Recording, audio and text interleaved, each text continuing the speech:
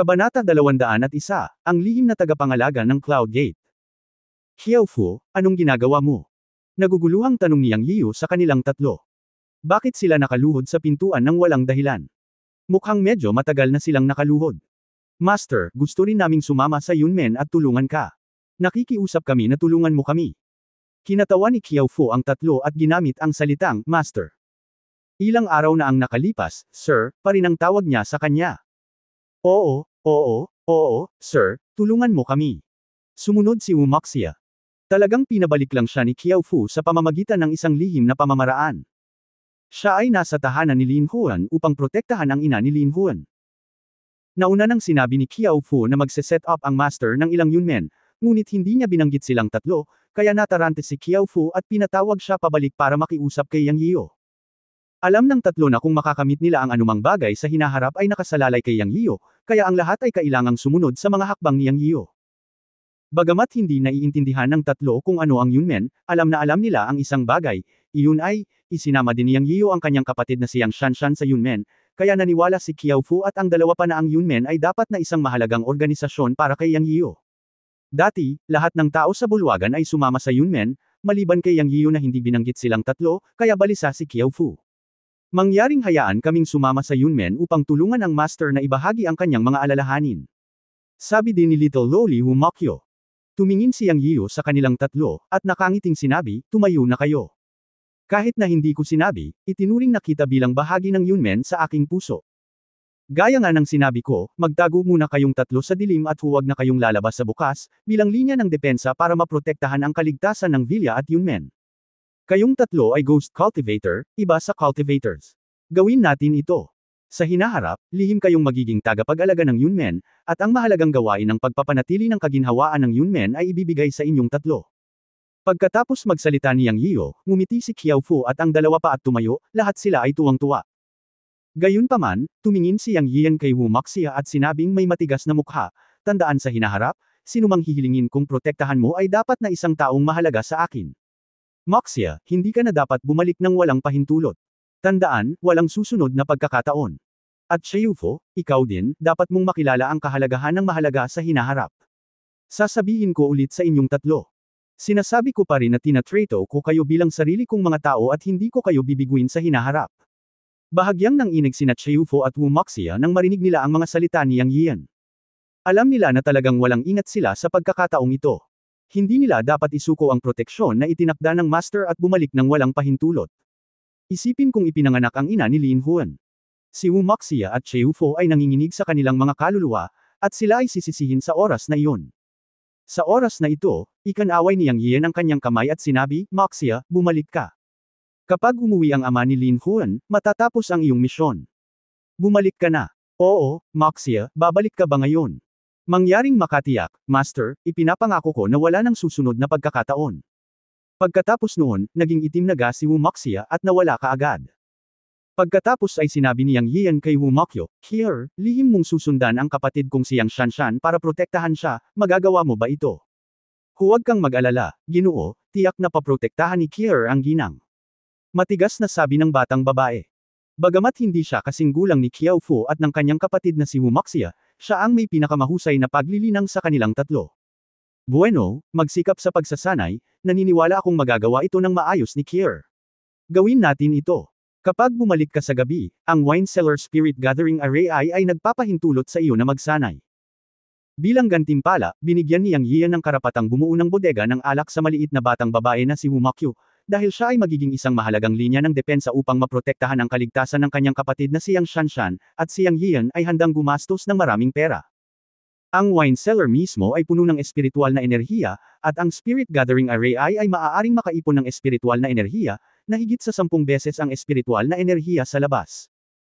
Ito rin ang pinaplano ni Yang Yiyan na panatilihin para sa kanyang sarili upang masira ang panahon ng pagbuo ng pundasyon, ngunit para sa kaligtasan ng kanyang kapatid na si Yang Shanshan, maaari niyang ibahagi ang espiritual na enerhiya ng Spirit Gathering Array.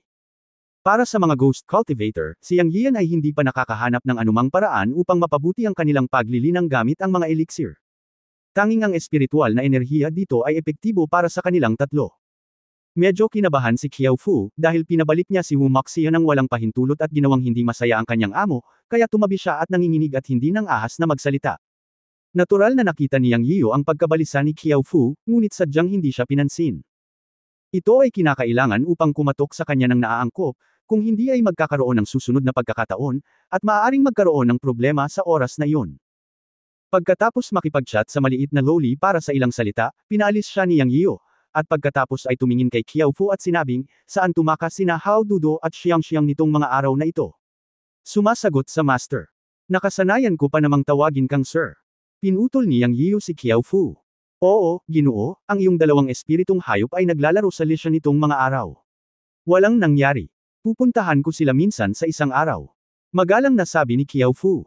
Si Yang Yiyan ay nasisiyahan pa rin sa sagot ni Qiao Fu. Hindi na siya nagalit sa pag-recall niya kay Wu Maxia nang walang pahintulot. Marahan niyang sinabi, babalik ako sa Yancheng bukas. Ang pinaka-inaalala ko pagkaalis ko ay sina Hao Dudo at Daor Xiang. Dapat mong bantayan sila at huwag hayaang may mangyari. Sa karagdagan, ang wine cellar ay ang focus. Ang mga lihim ng libingan sa ilalim ng lupa ay dapat na bantayang mabuti. Sa kasalukuyan, ang aking paglilinang ay hindi sapat upang tuklasin ang pangunahing silid ng libingan. Bababa ako para tingnan mamaya. Huwag kang mag-alala, Ginoo, tiyak na babantayan ito ni Qiao Fu. Sige, bumaba ka na. Oo, aalis na si Qiao Fu. Pagkaalis ni Qiao Fu, bumaba si Yang Yiyan at nalaman na si Liu Ziki at iba pa ay nakapaligid pa rin kina Lu Zuoxi at Dugu Waking upang magtanong tungkol sa mga sinaunang mandirigma at magsasaka.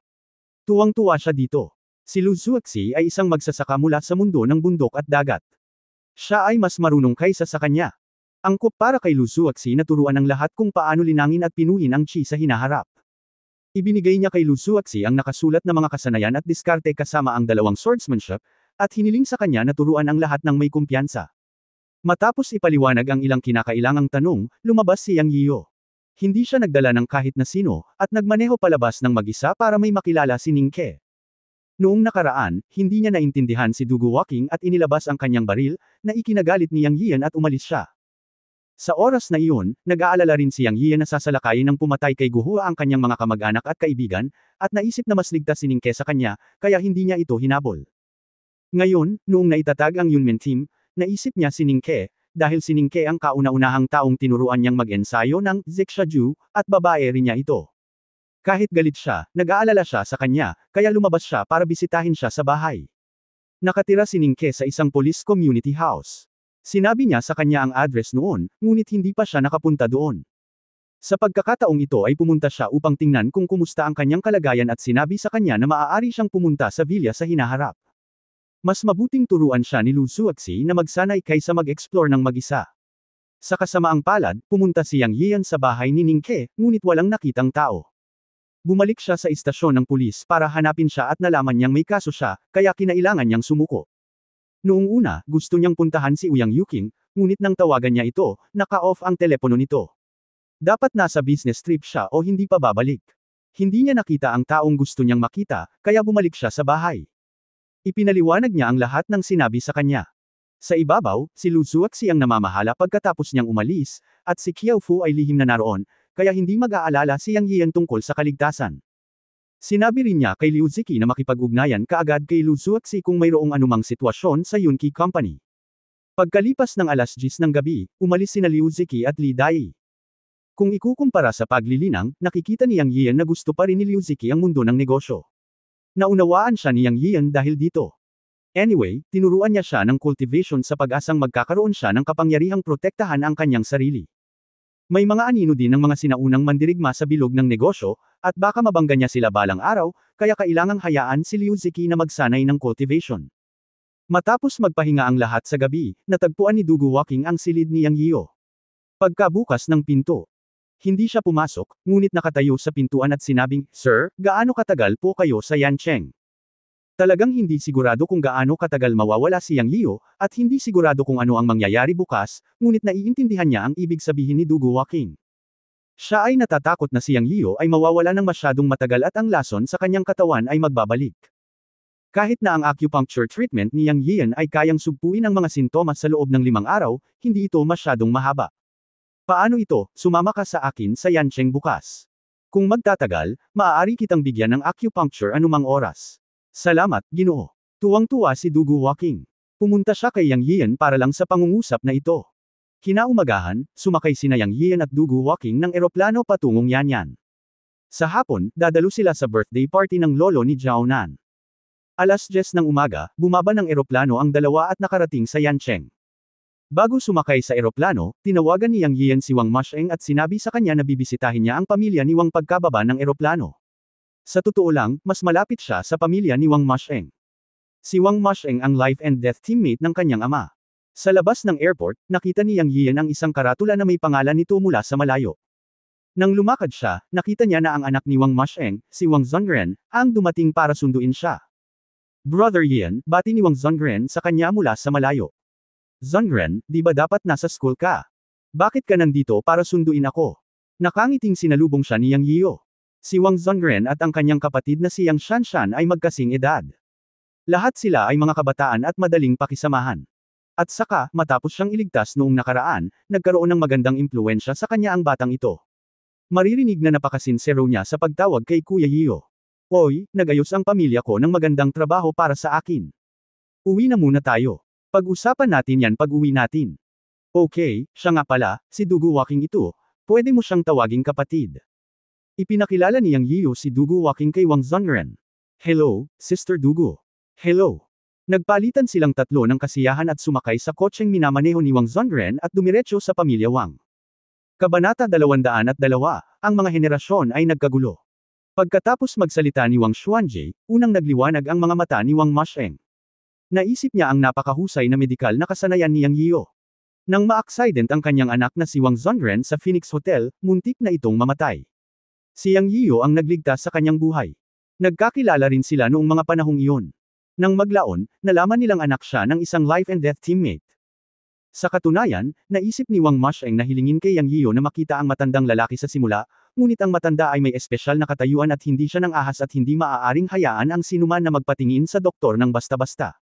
Naantala ito hanggang sa lumitaw ang pangalawang lolo kanina. Noong una, inakala ni Wang Masheng na ang matandang immortal na parang pangalawang lolo ay dapat may paraan para iligtas ang matanda, ngunit hindi niya inaasahan na ang pangalawang lolo ay walang paraan sa huli. Ngayon ay tumingin siya kay Yang Yiyo, na ang ibig sabihin ay ang marangal na tao ngayon ay si Yang Yiyo. Si Wang Masheng ay naniwala sa pangalawang lolo. Nakita niya ang medikal na kakayahan ni Yang Yiyo at alam niya na si Yang Yiyo ay isang sinaunang mandirigma. Naniniwala siya na kung mayroong sinumang makapagliligtas sa kanyang matanda, ang taong iyon ay si Yang Yiyo. Ang koponan ay may espesyal na koleksyon ng katalinuhan para sa mga sinaunang mandirigma. Si Yang Yiyo ay itinalaga bilang pangunahing target ng sistema ng katalinuhan. Nagulat si Wang Masheng nang hindi niya sinasadyang makita ang mga file ni Yang Yiyo ilang araw na ang nakalipas. Ang mga anti-aging na table task na lumabas sa auction ng pamilya Zhao na nagpasigla sa Jiu Show, pati na rin ang Guyuan Wine ng Gu Dayunqi, ay lahat mula sa mga kamay ni Yang Yiyo. Ano? Lalong ikinagulat ni Wang Masheng ang pagpunta ni Yang Yiyo sa Northwest Bone Flower Killer Organization ng mag-isa at pinunasan ang buong Bone Flower Hall. Ayon sa investigasyon ng intelligence personnel, ang matandang bulag na may ikawalong antas ng Dark Power sa Northwest Hall, kasama si Ma Xingtian, dalawang master ng ikawalong antas ng Dark Power sa Northwest Ma Family, lahat ay nawala ng walang bakas sa araw na iyon. Ang resulta ng pagkolekta ng ebidensya mula sa lahat ng panig ay ang dalawang master na ito ay pinatay ni Yang Yiyo. Maging ang Hall Master na si Chen Baiwan ay napatay at tumakas. Ang lahat ng mga palatandaan ay nagpapakita na ang lakas ni Yang Yiyo ay hindi maarok, o mayroong isang sobrang sinaunang puwersa ng martial arts sa likod ni Yang Yiyo. Habang mas maraming nalalaman si Wang Masheng tungkol kay Yang Yiyo, mas nabigla siya, ngunit mas gamaan din. Ito ay dahil ang kanyang matandang teammate ay buhay, at ang kanyang anak ay hindi isang ordinaryong tao. Sa sandaling ito, maliban kay Wang Masheng, halos lahat ng nasa field ay hindi naniniwala na si Yang Yiyo ang marangal na tao ngayon. Siya ay isang batang lalaki lamang na mukhang mas matanda lamang ng ilang taon sa kanilang Wang Zongren. Tumingin si Wang Jianjia at ang kanyang dalawang kapatid kay Yang Yiyo. Bagamat nakita niya si Yang Yiyo sa sala noong una, hindi niya ito pinansin dahil sa sakit ng matanda.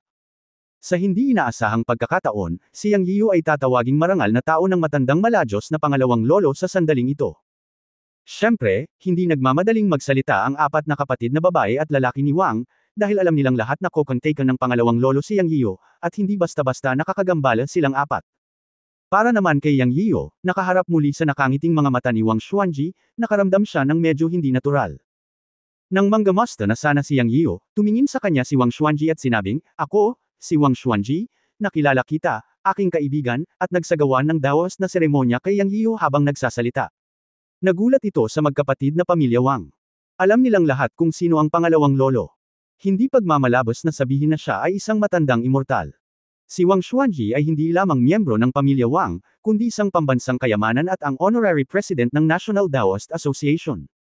Sa sinaunang martial arts world, siya ay isang ika-9 na antas ng dark energy figure na sumikat noong 1980s.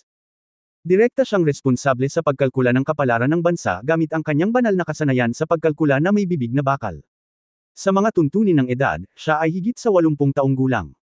Kailan pa siya naging mataimtim na sumaludo sa isang nakababatang henerasyon? Nagulat ito sa magkakapatid na pamilya Wang.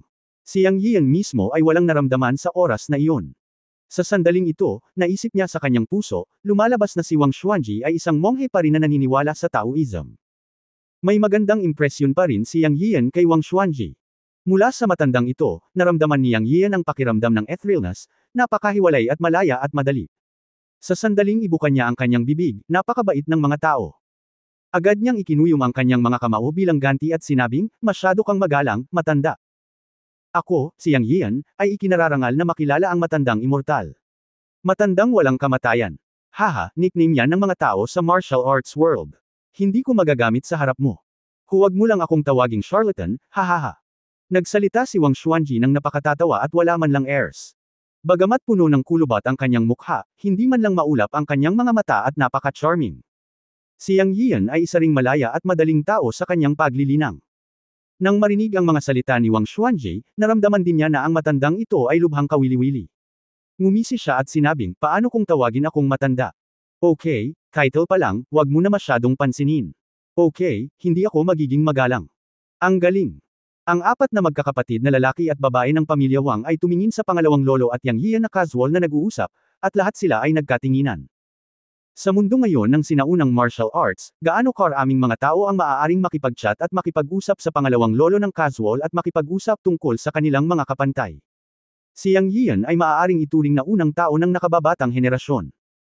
Nang makitang si Yang Yiu at ang pangalawang lolo ay walang pigil na nag-uusap, ang apat na magkakapatid na lalaki at babae ng pamilya Wang, na nag-aalala pa rin sa ginhawa ng matanda sa higaan, ay naging balisa.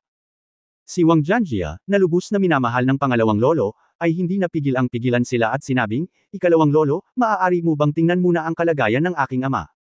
"Ah, oo, tingnan mo, matanda na ako at nalilito. Nakipag-chat ako sa munting kaibigang CEO, ngunit nakalimutan kong may pasyente pala sa kama. Ngunit huwag mag-alala, batang babae. Ang munting kaibigang CEO ay isang maharlika ng aking pamilyang Wang. Hindi siya ordinaryong tao. Naniniwala akong kaya niyang tingnan." Tinapik ni Wang Xuanji ang kanyang noo at sinabi, pagkatapos ay bumaling kay Yang Yiu at seryosong sinabi, "Munting kaibigang Yiu, alam kong hindi ka ordinaryong tao. I wonder kung pwede mo bang tingnan ang kalagayan ng pamangkin ko." Ang pamangkin na sinasabi niya ay natural na ama ni Wang Masheng, ang matandang lalaki ng pamilya Wang. Wang Xuanji. Tinawag si Yang Yiu na, maliit na kaibigan na si Yiu, sa lahat ng oras, na naging dahilan upang magmukhang itim ang ilang miyembro ng pamilyang Wang na naruroon. Lalo na si Wang Masheng at ang kanyang anak. Inakala ni Wang Masheng na si Yang Yian ay anak ng kanyang matandang teammate, at kailangan siyang tawagin ni Yang Yian na tiyuhin. Ngayong tinawag na siyang little friend ng kanyang pangalawang lolo, hindi kaya magugulo ang mga henerasyon. Hindi kaya hihilingin sa kanya na tawagan si Yang Yian na maliit na lolo sa hinaharap. Parehong naisip ni Wang Zongren at ng kanyang ama na si Wang Masheng. Siya at si Yang Yiu ay nasa parehong henerasyon. Ngayong tinawag na siyang great-grandfather, parang nagkaroon na siya ng ibang great-grandfather. Ganon din ang naisip ni Wang Jianjia at ng isa pang kapatid. Napahiya silang lahat. Hindi masyadong nag-isip si Yang Yiu. Nang marinig niyang magsalita si Wang Xuanji, nagmamadali niyang sinabi, "Ang matanda ay nasa malubhang kondisyon. Alam ko ang kaunti tungkol sa mga kasanayang medikal, ngunit hindi ako nangangahas na ginagarantiyahan ang anuman. Maaari ko lamang subukan ang aking makakaya. Ang aking ama at si Tio Wang ay magkakasama sa buhay at kamatayan. Kahit hindi mo sabihin, hindi ko papansinin. Sa kasong ito, guguluhin kita, aking kaibigan." Sabi ni Wang Xuanji. Nagpasalamat si Wang Masheng kay Yang Yiu. Tumingin si Wang Jianjia. Si Yang Yiu na may mukhang hindi makapaniwala. Pagtingin sa pangalawang lolo, sa wakas ay nagpigil siya. Sa kanyang palagay, anong klaseng kakayahan mayroon ng isang binata na mas matanda lamang ng ilang taon sa kanyang pamangkin? Hindi niya maintindihan kung bakit malaki ang tiwala sa kanya ng pangalawang lolo at pangatlong kapatid. Sumunod, hindi nag-atubili si Yang Yiu na maglakad papunta sa tabi ng kama ni Mr. Wang at inabot niya ang katawan ng matanda. Nang pumasok ang totoong chi sa katawan ng matanda, nakita ni Yang Yiu ang dalawang problema. Una, halos maubos ang sigla ni Mr. Wang, na isang normal na fenomeno ng pagtanda ng iba't ibang bahagi ng sigla pagkatapos ng pagtanda. Pangalawa, may kapirasong bakal na kasing liit ng kuko sa isang gilid ng likod ng ulo ng matanda. Ito ang salarin na nakakaapekto sa kanyang buhay. Ang maliit na pirasong bakal lamang na ito ay nakakaapekto sa lahat ng pisikal na kakayahan ni Mr. Wang. Ang mas mahirap na bagay ay ang maliit na piraso ng bakal na ito ay lumalaki sa likod ng ulo. Kung gumagalaw ito, malaki ang posibilidad na maapektuhan nito ang mga ugat. Mayroong tatlong mga capillary sa paligid ng maliit na piraso ng bakal na pinipiga. Ang problema ngayon ay kung gusto mong gumaling si Mr. Wang, dapat mong ilabas itong maliit na piraso ng bakal. Matapos mahanap ang problema, binuksan ni Yang Yian ang kanyang mga mata at sinabi, hindi mahirap lutisin ang problema na nakakalat ang sigla ng matanda. Ang mahalagang problema ay mayroong isang maliit na piraso ng bakal sa likod ng ulo, na siyang ugat ng lahat ng mga sanhi ng sakit. Kung gusto mong ibalik ang katawan ng matanda, dapat mong alisin ang maliit na piraso ng bakal na pumipilit sa tatlong mga ugat at ugat. Pagkatapos magsalita ni Yang Yian, nagliwanag ang mga mata ni Wang Jianjia. Ngayon ay medyo naniniwala na siya kay Yang Yian. Ang maliit na piraso ng bakal sa likod ng ulo ng kanyang ama ay talagang isang shrapnel. Sa simula, walang kondisyong medikal para alisin ito, at hindi ito gaanong nakaapekto sa kanya. Gayunpaman, sa kanyang pagtanda, palagi siyang sumasakit ang ulo.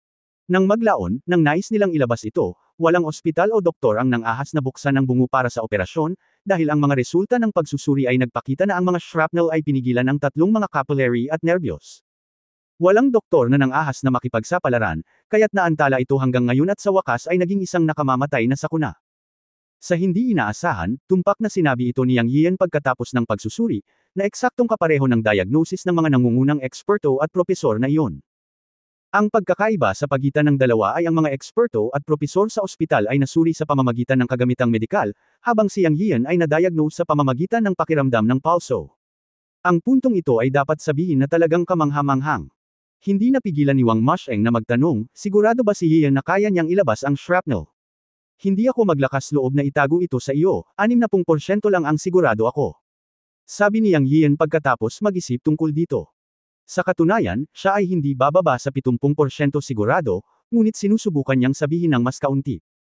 Pagkatapos ng lahat, ang matandang lalaki ng pamilya Wang ay hindi isang ordinaryong tao. Kabanata 203 ang taong nagbago ng mundo. 60%. Hindi napigilan ni Wang Jianjia na magsalita. Ang iba ay tumingin lahat kay Yang Yiu. Medyo nahiya si Yang Yiu at sinabing, Uncle Wang, Lolo, 70% lang ang sigurado ko. 60% ay mas ligtas. Hindi bababa sa hindi nito ilalagay sa panganib ang buhay ni Old Wang.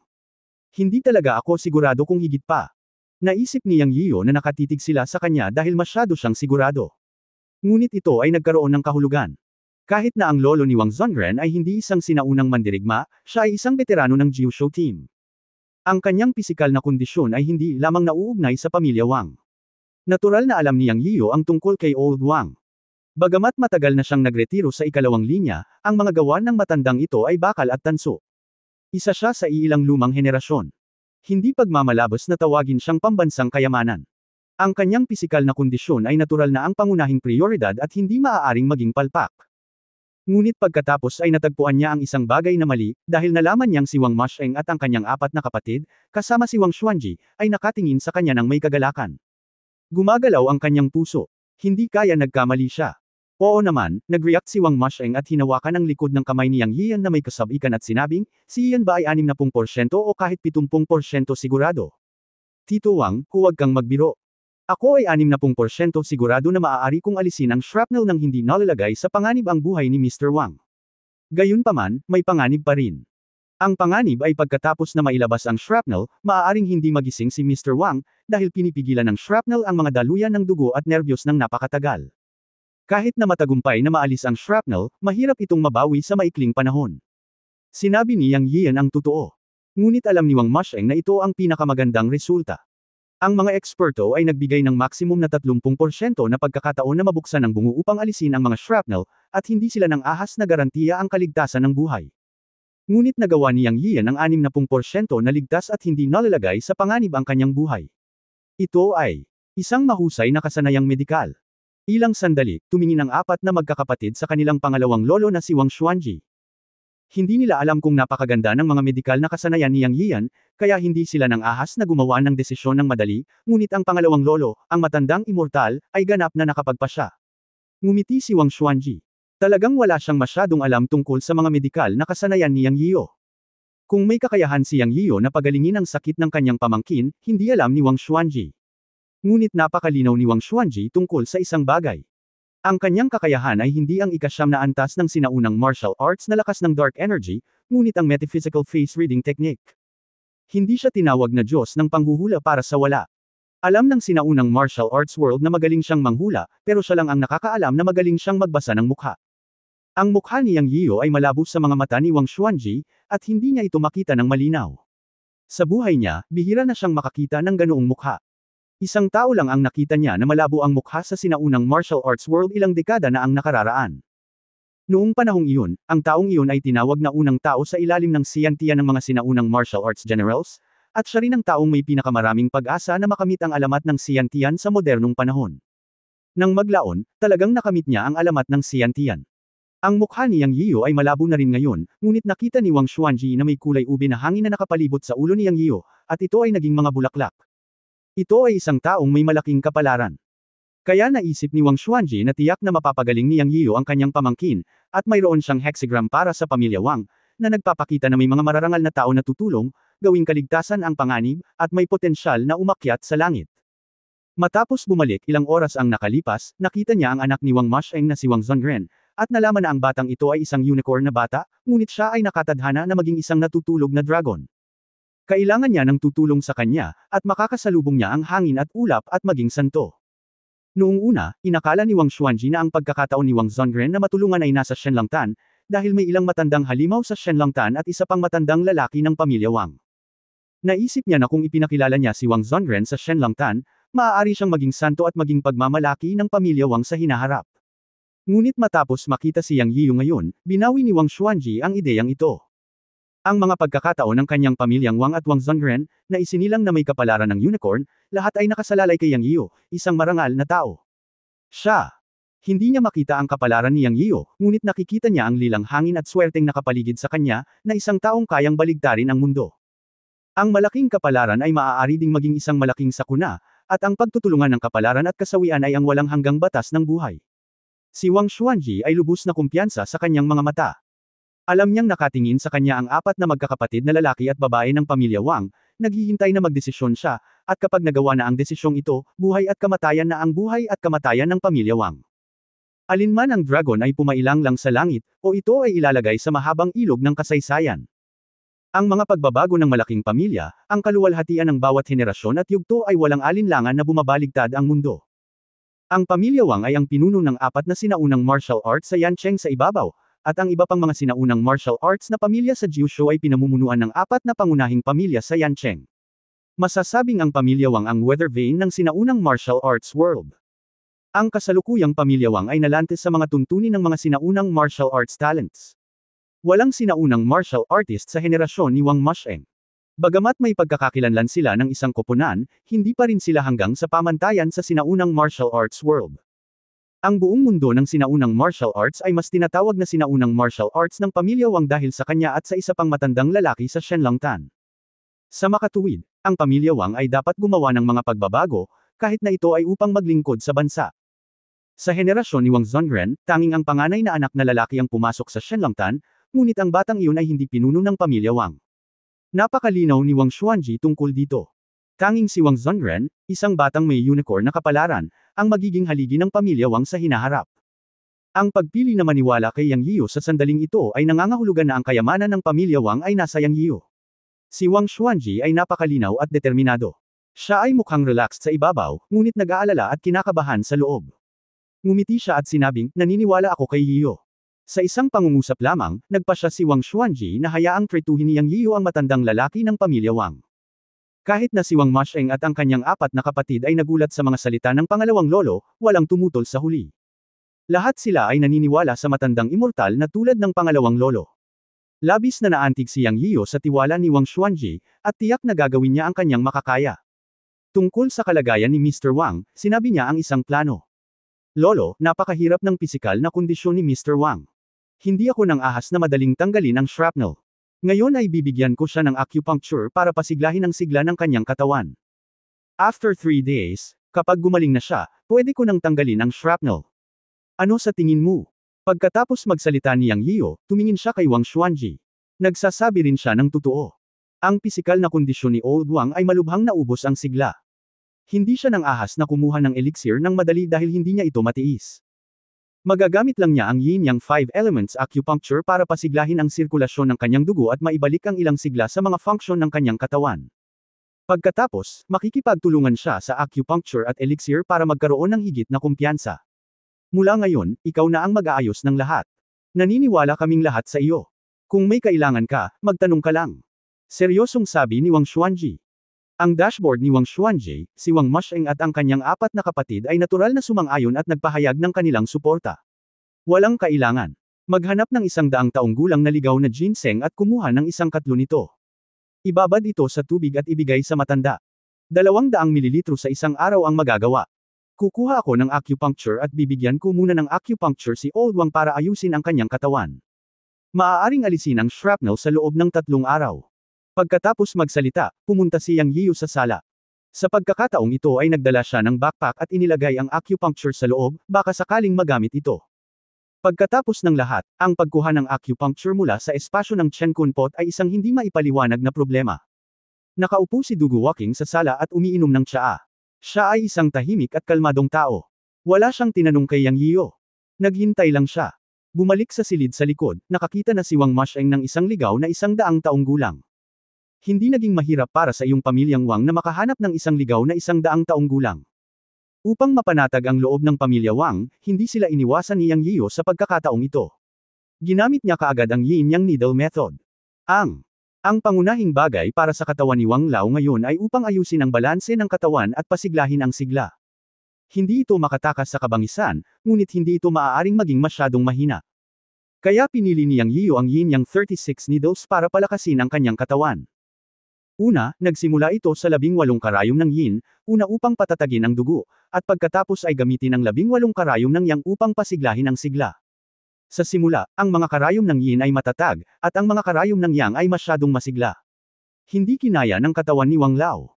Sa mga mata ni Wang Xuanji at ng lahat, iniunat ni Yang Yiyo ang kanyang kamay at marahang sinipilyo ang silver needle box.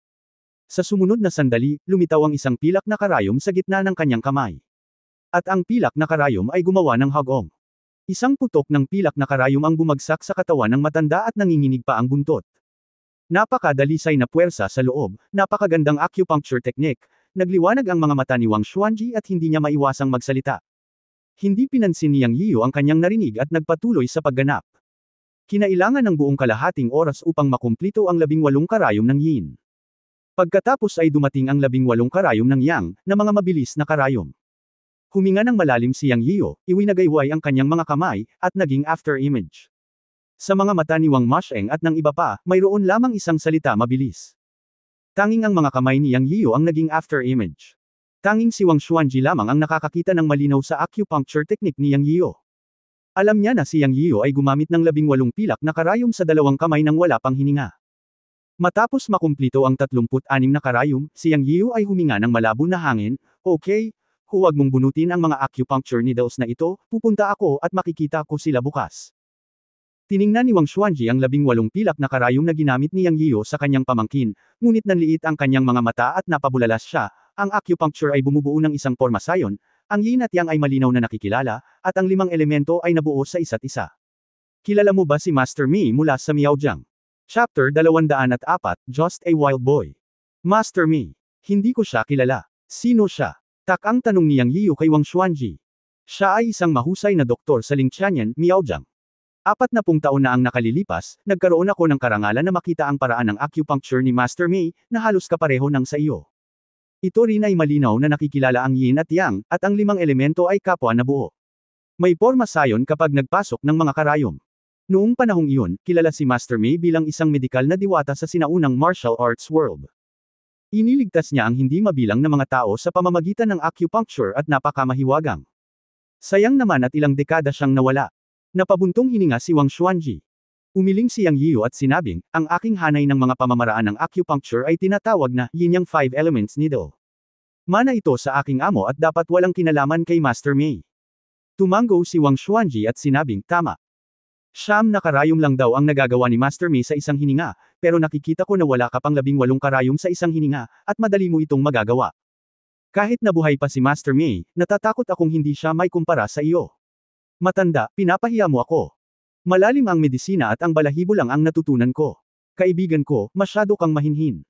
Ang iyong mga kasanayan sa acupuncture ay ginagawa kang isang modernong henyo sa medisina. Bahagyang namula si Yang Yiu sa papuri ni Wang Xuanji. Sa oras na ito, si Wang Jianjie sa gilid ay masayang nagsabi, Lolo, ang palso ng aking ama ay matatag. Sa sandaling ibukan niya ang kanyang bibig, lahat ay tumingin sa medikal na display sa tabi ng kama, at ang mga ngiti ay lumitaw sa kanilang mga mukha. Bumulong si Yang Yiu sa kanyang puso, anong biro, buddy, gumugol ako ng maraming totoong enerhiya at naisip mo na ito ay isang biro. Mas alam niya ang pisikal na kalagayan ni Elder Wang kaysa sa iba. Ang Yin Yang Five Elements Needle ay masasabing nagligtas sa buhay ni Elder Wang mula sa bingit ng kamatayan. Ang apat na magkakapatid ng pamilya Wang ay lubos na nagpapasalamat kay Yang Yiu sa oras na ito. Sa kanila, si Wang Masheng ang pinakamasaya, na may pagmamalaki sa kanyang mukha, na parang anak niya si Yang Yiu. Ipinagmamalaki niya si Yang Yiu. Pagkatapos ay maraming tao ang lumabas sa likod ng hall. Noong una, gustong pumunta ni Yang Yiu sa bahay ni Zhao Nan para ipagdiwang ang kaarawan ng lolo ni Zhao Nan, ngunit hindi siya pinayagan ng pamilya Wang. Nakahanda na ang pagkain ni Li Jia, at iginiit nila na kumain si Yang Yiu ng maaga at huwag magmadali. Sinabi ni Wang Masheng, sasakay ako ng kotse para ihatid ka doon pagkatapos ng hapunan. Sina Yang Yiu at Dugu Walking ay kailangang manatili sa bahay ni Wang para sa tanghalian, at pagkatapos ay umalis sa bahay ni Wang. Si Wang Zongren pa rin ang naghatid kay Yang Yiu at sa iba pa sa bahay ng Zhao. Sa bulwagan ng pamilya Wang, pagkaalis ni Yang Yiu, tumingin si Wang Xuanji sa apat na magkakapatid na lalaki at babae ng pamilya Wang na may seryosong mukha at sinabing, makinig kayong mabuti, kayong lahat. Sa hinaharap, dapat mapanatili ng pamilya Wang at Yang Yiu ang isang magandang relasyon. Nakasalalay kay Yang Yiu kung umunlad ang pamilya Wang, at kay Yang Yiu din ang pagkakataon ni Zongren. Akala ko noong una ay nasa Shenlongtan ang pagkakataon ni Zongren, hanggang sa nakita ko si Yang Yiu na lumitaw ngayon, alam ko na ang pagkakataon niya ay si Yang Yiu. Ang Shenlongtan ay hindi isang tiyak na bagay, pagkatapos ng lahat, ito ay hindi isang lugar kung saan ang isang tao ang may huling say, ngunit ang pagpunta ni Yang Yiu dito ay maaaring matukoy ang pagkakataon ni Zonger. Sa relasyon kay Masheng, naniniwala ako na ang pamilya Wang at Yang Yiu ay maaaring mapanatili ang isang magandang relasyon. Sa sekular na mundo, hanggat hindi mo nilalabag ang mga prinsipyo at ginagawa ang iyong makakaya upang tulungan siya, ang gantimpala ay dapat na mas malaki kaysa sa pagsisikap ng pamilya Wang. Hindi ako maaaring manatili sa Yancheng ng mahabang panahon, at aalis ako pagkatapos ng ilang oras. Kayo na ang bahala sa inyong sarili. Ang apat na magkakapatid ng pamilya Wang ay nagbigay ng malaking kahalagahan sa mga salita ng pangalawang lolo. Napatingin silang lahat kay Wang Masheng, na ngayon ay talagang pinuno ng mga bantay ng pamilya Wang. Kaugnay nito, sinabi ni Wang Masheng, makipagkaibigan lang sa kanya ng taos puso. Naniniwala siya na hindi magkakamali ang anak ng dati niyang teammate. Siya. Nangako rin na tutulungan si Yang Yiu na mahanap ang kinaroroonan ng kanyang ina. Mayroon ng ilang mga pahiwatig. Makakahanap siya ng pagkakataon na sabihin sa kanya sa ibang pagkakataon, na maaaring ituring bilang pagbabayad ng isang pabor. Sa puso ni Wang Masheng, talagang malaki ang utang niya kay Yang Yiu. Ang kanyang matandang kasama sa koponan na si Yang Gaozhong ay nawala upang lumikha ng mga pagkakataon para sa kanya. Ngayon kung mapapagaling ni Yang Yiu ang matanda, ang pamilya Wang ay magkakaroon ng malaking pabor kay Yang Yiu. Hindi banggitin na ang pamilya Wang ay nagsagawa ng isang maliit na pagpupulong upang makipagkaibigan kay Yang Yiu. Direktang pumunta sina Yang Yiu, Dugu Walking at ang dalawa pa sa pamilya Zhao. Habang nasa daan, tinawagan ni Yang Yiu si Zhao Nan upang sabihin sa kanya, upang maiwasang tanggihan ng taong hindi niya kilala. Nakakahiya naman. Natural na alam ni Wang Zongren ang tungkol sa pamilya Zhao at sinabing ito ay nasa isang lumang eskinita sa South City. Makalipas ang isang oras, nagmaneho ang tatlo papunta sa gate ng pamilya Zhao. May espesyal na parking lot sa pintuan, na puno na ng iba't ibang sasakyan. Pagkababa ng sasakyan, dir-diretso silang naglakad papunta sa gate. Hinahanap pa rin ni Yang Yiu si Zhao Nan, ngunit hindi nagpakita si Zhao Nan. Sa halip, isang excited na boses ang umalangaw sa kanyang mga tainga. Bro-in-law, sa wakas nandito ka na. Naghintay ako sa iyo buong araw. Wala akong ginawa ngayong araw na ito, naghihintay lang na dumating ka. Ngunit si Zhao Huling ang lumapit sa malayo. Ang batang ito ay naging mas tapat sa harap ni Yang Yiyu mula noong huling insidente. Gayunpaman, nakaramdam ng kawalan si Yang Yiyu kung tatawa o iiyak nang marinig niyang tinawag siyang bayaw. Buti na lang at walang masyadong tao sa pinto, kung hindi, baka magkagulo. Ngunit sa totoo lang, lubos na masaya si Yang Yiyu sa kanyang puso, at hindi inisip ni Zhao Huling na samantalahin siya. Pagkatapos magsalita ni Zhao Huling, nakita niya si Wang Zongren, ngumiti at sinabing, nandito rin si Zongren, mangyaring pumasok. Obvious naman na magkakilala sila. Pagkatapos ay lumiwanag ang kanyang mga mata at tumingin siya kay Dugu Walking, ngunit si Yang Yiyu ay nagbigay lamang ng simpleng pagpapakilala at hindi na nagsalita pa. Tinanong siya ni Yang Yiyu, nasaan si Zhao Nan? Oh, nasa loob si ate kasama si Lolo. Lalabas na sana siya para batiin ka, pero andito ako para hindi ko na siya abalahin, hehe. Nakangiting sabi ni Zhao Huling. Sa oras na ito, gustong purihin ni Zhao Huling si Yang Yiyu ng 10,000 beses. Bagamat ang Jinglong Pill ay nagmukhang masama sa kanya noong nakaraan at nag-iwan ng anino sa kanyang puso, napagaling nito ang kanyang sakit, at ito ay ilang beses na mas malakas kaysa dati. Sikat na sikat siya sa bilog. Ang dahilan kung bakit siya naging matulungin ngayon ay para humingi ng isa pang tableta kay Yang Yiyu. Katatapos lang magsalita ni Zhao Huling nang makarinig siya ng tunog ng busina. Hindi niya namamalayan na tiningnan ito, ngunit nagbago ang kanyang mukha. Nakilala niya ito bilang kotse ng pamilya Ye. Dumating na rin siguro si Ye Kai. Sa takot na magkaroon ng alitan kay Yang Yian, ngumiti si Zhao Huling at sinabi kay Yang Yian, bro-in-law, hayaan mong samahan ka ni Zongren. Pamilyar ang taong ito sa pamilya ko. May nakita akong kakilala at pumunta ako para kumustahin. Nasa bahay ka ngayon, huwag kang magalang. Hindi masyadong nag-isip si Yang Yian. Dumating siya para ipagdiwang ang kaarawan ngayon, kaya hindi na kailangang sundan siya ng host. Tumanggaw siya at pumasok kasama si Wang Zongren. Matapos makapasok sa bakuran, nakita ni Yang Yian ang isang lugar para sa pagbisita ng mga regalo, at may nagre-rehistro ng listahan ng bisita at listahan ng regalo. Lumapit siya at kinuha ang P1 pill na matagal nang inihanda at iniabot ito sa registration staff. Ang P1 pill na inilabas ni Yang Yian ay hindi nakabalot, ngunit isang maliit na bote ng porselana na may tableta. Naisip niya na ang P1 pill ay dapat maging epektibo para sa matandang lalaki ng pamilya Zhao, at naisip niya na ito ay isang magandang regalo. Nang magparehistro, sinabi niya na ito ay isang tableta na walang gaanong paliwanag. Matapos makumplito ang record, ito ay casual na inilagay sa isang tumpok ng mga regalo ng taong tumanggap ng regalo, ngunit ang pangalan ni Yang Yian ay nakapost lamang dito. Hindi ito pinansin ni Yang Yian at sinundan sina Wang Zongren at Dugu Walking sa lobby. Malawak din ang courtyard ng pamilya Zhao pagkatapos ng renovation. Pagpasok ko sa bulwagan, nakita kong 50 o 60 tao na ang nandito. Sa isang sulyap, lahat sila ay mga sinaunang mandirigma. Ang mabibigat na sinaunang mandirigma ay may malakas at mahinang panloob na lakas. Siyempre, karamihan sa mga tao ay may mahinang panloob na lakas. Pagkatapos ng lahat, ang mga master ay isang minoriya sa anumang panahon. Sa mga taong ito, naramdaman ni Yang Yiyu na mayroong 6 o 7 antas ng mga sinaunang mandirigma, at mayroon ding mga sinaunang mandirigma na may 1 o 2 antas ng madilim na lakas. Ang tiyuhin ni Zhao Nan na si Zhao Yuancheng ay bumabati sa mga sinaunang mandirigma na dumating. Matapos makita si Yang Yiyu, dali-dali siyang lumapit at tumawa at sinabing, mahal kong pamangkin, akala ko hindi ka darating. Maligayang pagdating sa iyong presensya. Sa isang iglap, lahat ng tao sa bulwagan ay naakit ni Zhao Yuancheng. Nagkusa siyang lumapit at bumati sa isang binata. Narinig at nakita ng lahat ang sigasig ni Zhao Yuancheng para sa binata. Kahit na ang mga maingat na tao ay natagpuan na may kaunting pagkamangha sa mga mata ni Zhao Yuancheng. Napatingin ang lahat dito at nahulaan na si Yang Yiyu ang nakababatang henerasyon ng pamilyang iyon. Masyado siyang hindi pamilyar. Sinalubong ni Yang Yiyu si Zhao Yuancheng ng isang simbolikong kamao. Bago siya makapag-react, hinawakan ni Zhao Yuancheng ang kanyang kamay at sinabing, mga kapwa practitioner, hayaan mong ipakilala kita. Ito si Yang Yiyu, isang kilalang panauhin ng aming pamilya Zhao. Habang si Zhao Yuancheng ay magpapatuloy na sa pagsasalita, isang matandang lalaki ang malamig na bumantong hininga sa pasukan ng bulwagan, siya ay isang ligaw na batang lalaki mula sa isang malayong nayon. Paano siya magiging isang natatanging panauhin ng isang sinaunang martial arts family? Mahal kong pamangkin na si Yuancheng, hindi mo ba ako niloloko? Tumangala si Yang Yiyu at nakita na ang taong nagsalita ay isang matandang lalaki na nakatangsud. Siya ay may isang ulo na puno ng puting buhok at mukhang nasa edad na 80. Pumasok siya na madilim ang mukha, sinundan ng 5 o 6 na tao. Ang isa sa kanila ay kinilala ni Yang Yiyo. Siya si Ye Kai, na nag-claim na may pakikipag-ugnayan kay Zhao Nan. Isang wild boy lang. Isang miyembro ng pamilya Ye.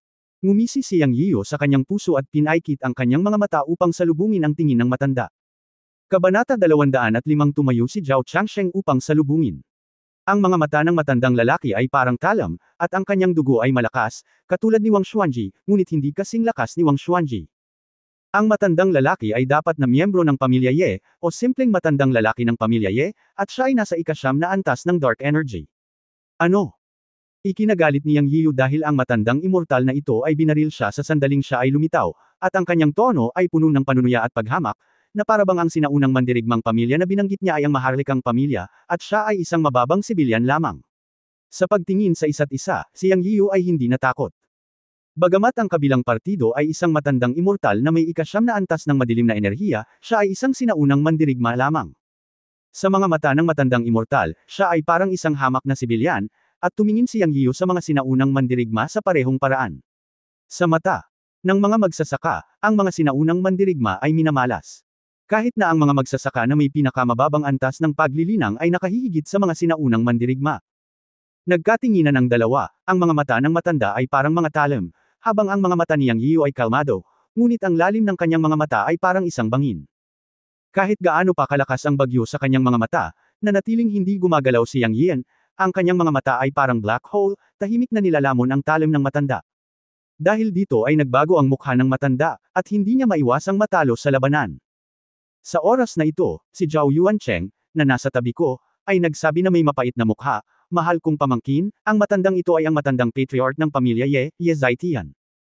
Dalawa sa mga taong nasa likuran niya ay kapareho ko ang henerasyon, at ang 3 pang binata ay mga apo ni Ye Zaitian. Naniniwala akong ikaw ang pinupuntirya nila ngayon, kaya kailangan mo pa ring mag-ingat, pero huwag kang mag-alala, kakampi mo ako. Sabi ni Zhao Yuancheng sa matatag na tono. Ngunit nakikita ni Yang Yian na si Zhao Yuancheng ay labis na natatakot kay Ye Zaitian.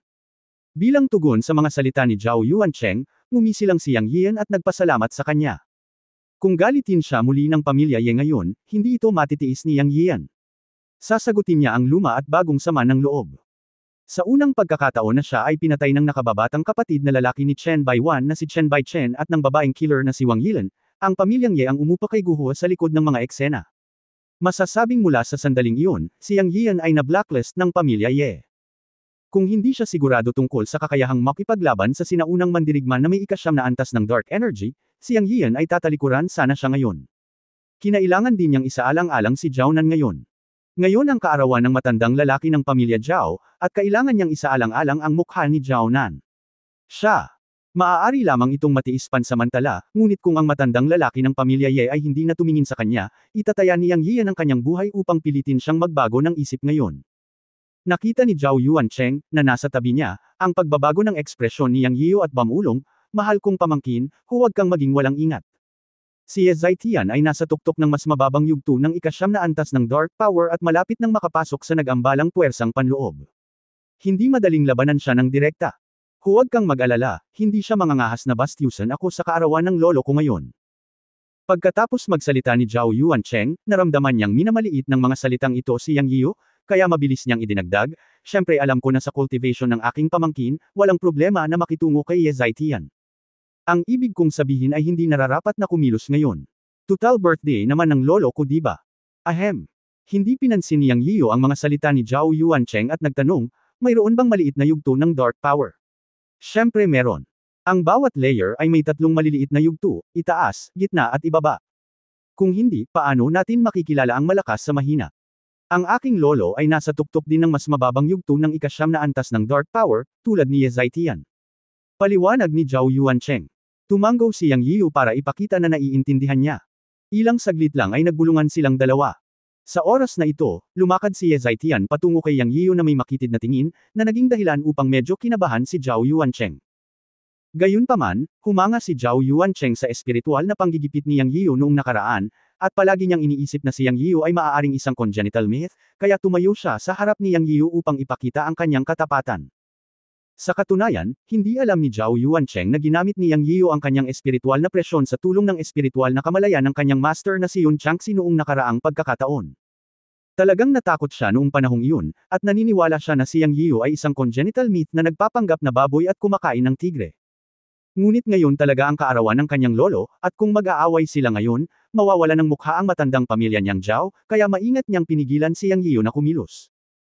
Tulad ng kanyang anak na si Zhao Wuling, gusto rin niyang makakuha ng Jinglong Pill mula kay Yang Yiu na ibinigay niya noong nakaraan. Bagamat hindi ito para pahusayin ang kanyang panloob na lakas, matapos itong kunin, binuksan nito ang kanyang pangalawang tagsibol, na talagang nagpa-excite kay Zhao Yuancheng sa mahabang panahon. Matapos ibalik ni Yang Yian ang body tempering pill para sa ikatlong kapatid sa huling pagkakataon, ang ikatlong kapatid na si Zhao Yuanxian ay nakapasok sa ika-6 na antas ng Dark Power, tulad niya. Dahil dito, labis na naiinggit si Zhao Yuancheng sa ikatlong kapatid na si Zhao Yuanxian, kaya nagpasya siyang pabor kay Yang Yian sa pagkakataong ito, baka gantimpalaan siya ni Yang Yian ng body tempering pill. Tumayo si Zhao Yuancheng sa harap ni Yang Yian para sa layuning ito, palaging naniniwala na si Yang Yian ay isang likas na alamat. Hindi niya alam na ginamit ni Yang Yian ang kamalayan ng kanyang amo para takutin siya noong nakaraan. Ngunit hindi alam ni Yang Yian kung ano ang iniisip ni Zhao Yuancheng. Nang makita siyang nakatayo sa harapan niya sa sandaling ito, mas gamaan ang pakiramdam niya kay Zhao Yuancheng. Gayunpaman, sa oras na ito, isang matanda at malakas na tinig ang nagmula sa likod ng bulwagan, na nagsasabing, maaaring dumalo si Brother Zaitian para dumalo sa piging ng aking kaarawan ngayon. Sobrang saya ko. Mangyaring umupo ng mabilis. Anong nakatayo ka pa dyan? Paupuin mo ang iyong tiyuhin Zhao, ikaw na walang alam na bastard. Nang bumagsak ang boses, nakita ni Yang Yian ang isang matandang lalaki sa edad na 80 na mukhang mas matanda ng kaunti kay Ye Zaitian na lumabas mula sa likuran. Inalalayan siya ni Zhao Nan sa isang tabi. Nang hindi nagtanong, alam ni Yang Yian na ito ay ang matandang lalaki ng pamilya Zhao si Zhao Changsheng. Narinig ni Ye Zaitian. Binanggit ni Zhao Changtian ang kanyang kaarawan at isinumpa ang matandang sorrow sa kanyang puso. Pumunta siya dito ngayon para magdesisyon para sa apo niyang si Ye Kai. Narinig niya na si Zhao Nan, ang babae ng pamilya Zhao, ay may isang tao sa kanyang puso, at iyon ay ang ligaw na batang lalaki ni Yang Yian. Originally, siya pumunta dito ngayon para humingi ng paliwanag kay Zhao Changsheng, ngunit hindi niya inaasahan na sasabihin ng kanyang apo na si Ye Kai na nandoon din si Yang Yian sa pagpasok niya sa pinto, kaya gusto niyang bigyan ng head start si Yang Yian sa harap ng lahat. Pero hindi niya inaasahan na nang magtama ang mga mata nila ay nakita niya talaga na napakalalim ng mga mata ng bata, hindi man lang parang 5th level ancient martial artist. Tila ang kanyang mga mata ay parang isang napakalalim na hukay, na dahilan upang siya ay umiwas ng hindi sinasadya. Nang matauhan siya, sinabi pa rin niya, paano ako matatalo ng mga mata ng isang batang lalaki? Galit na galit siya at gusto niyang magpatuloy para turuan ng leksyon si Yang Yiu, ngunit hindi niya inaasahan na lalabas si Zhao Changsheng. Ang matandang fox na si Zhao Changsheng ang kaarawan ngayon, at siya ang may kapangyarihan. Bueno, pagkatapos ng seremonya ng kaarawan, nais kong tanungin ka, Zhao Changsheng, kung paano ako sasagutin. Naisip ni Ye Zaitian sa kanyang puso, tumawa at nagsabi, binabati kita, kapatid na Changsheng. Brother Zaitian, please take a seat. Umupo sina Zhao Changsheng at Ye Zaitian, pagkatapos ay tumingin kay Yang Yiu sinadya o hindi sinasadya at tumango. Hindi talaga moari ni Yang Yiu ang hitsura sa mga mata ni Mr. Zhao, iniisip kung nasiyahan ba siya sa kanya. Sa oras na ito, nakita niya si Zhao Nan na sinenyasan siya ng kanyang mga mata, puno ng pag-aalala, na parang sasabihin kung ano ang gagawin ngayon. Malinaw na narito ang pamilya Ye para manggulo, at labis siyang nag-aalala. Iginiit ng matanda na magpakasal siya sa pamilya Ye. Nitong mga nakaraang araw, marami siyang nasabi na magagandang bagay sa matanda. Kahit anong tanong nito sa kanya, hindi siya pumayag at walang sinabi. Binigyan ni Yang Yian si Zhao Nan ng nakakapanatag na tingin, at pagkatapos ay umupo sa ilalim ng kaayusan ni Zhao Yuancheng. Sa oras na ito, dumating ang isa pang kaway ng mga bisita, at tumayo si Zhao Yuancheng upang batiin sila. Ipinakilala sila ni Wang Zhongren bilang mga tao mula sa pamilya ni Ye, na pinamumunuan ng matandang lalaki ng pamilya ni Ye. Pagkatapos ay dumating ang pamilyang mamula sa Hilagang Kanluran, Morong mula sa Yunnan at Guzhou, at iba pa. Halos lahat ng marangal na pamilya sa Jiushu ay dumating ngayon. Sa oras na ito, ang ama ni Zhao Nan na si Zhao Yuanxian, na hindi pa nakikita noon, ay tumakbo sa bulwagan at dirdiretsyong naglakad papunta kay Zhao Changsheng at sinabing, Tatay, Daoist Fang mula sa Beiyan Temple at ang matandang immortal mula sa pamilya Wang ay magkasama, at malapit na sila sa pintuan. Ano, nandito si Senior Wang, pumunta tayo sa pinto para batiin siya. Personal na tumayo si Zhao Changsheng para batiin siya.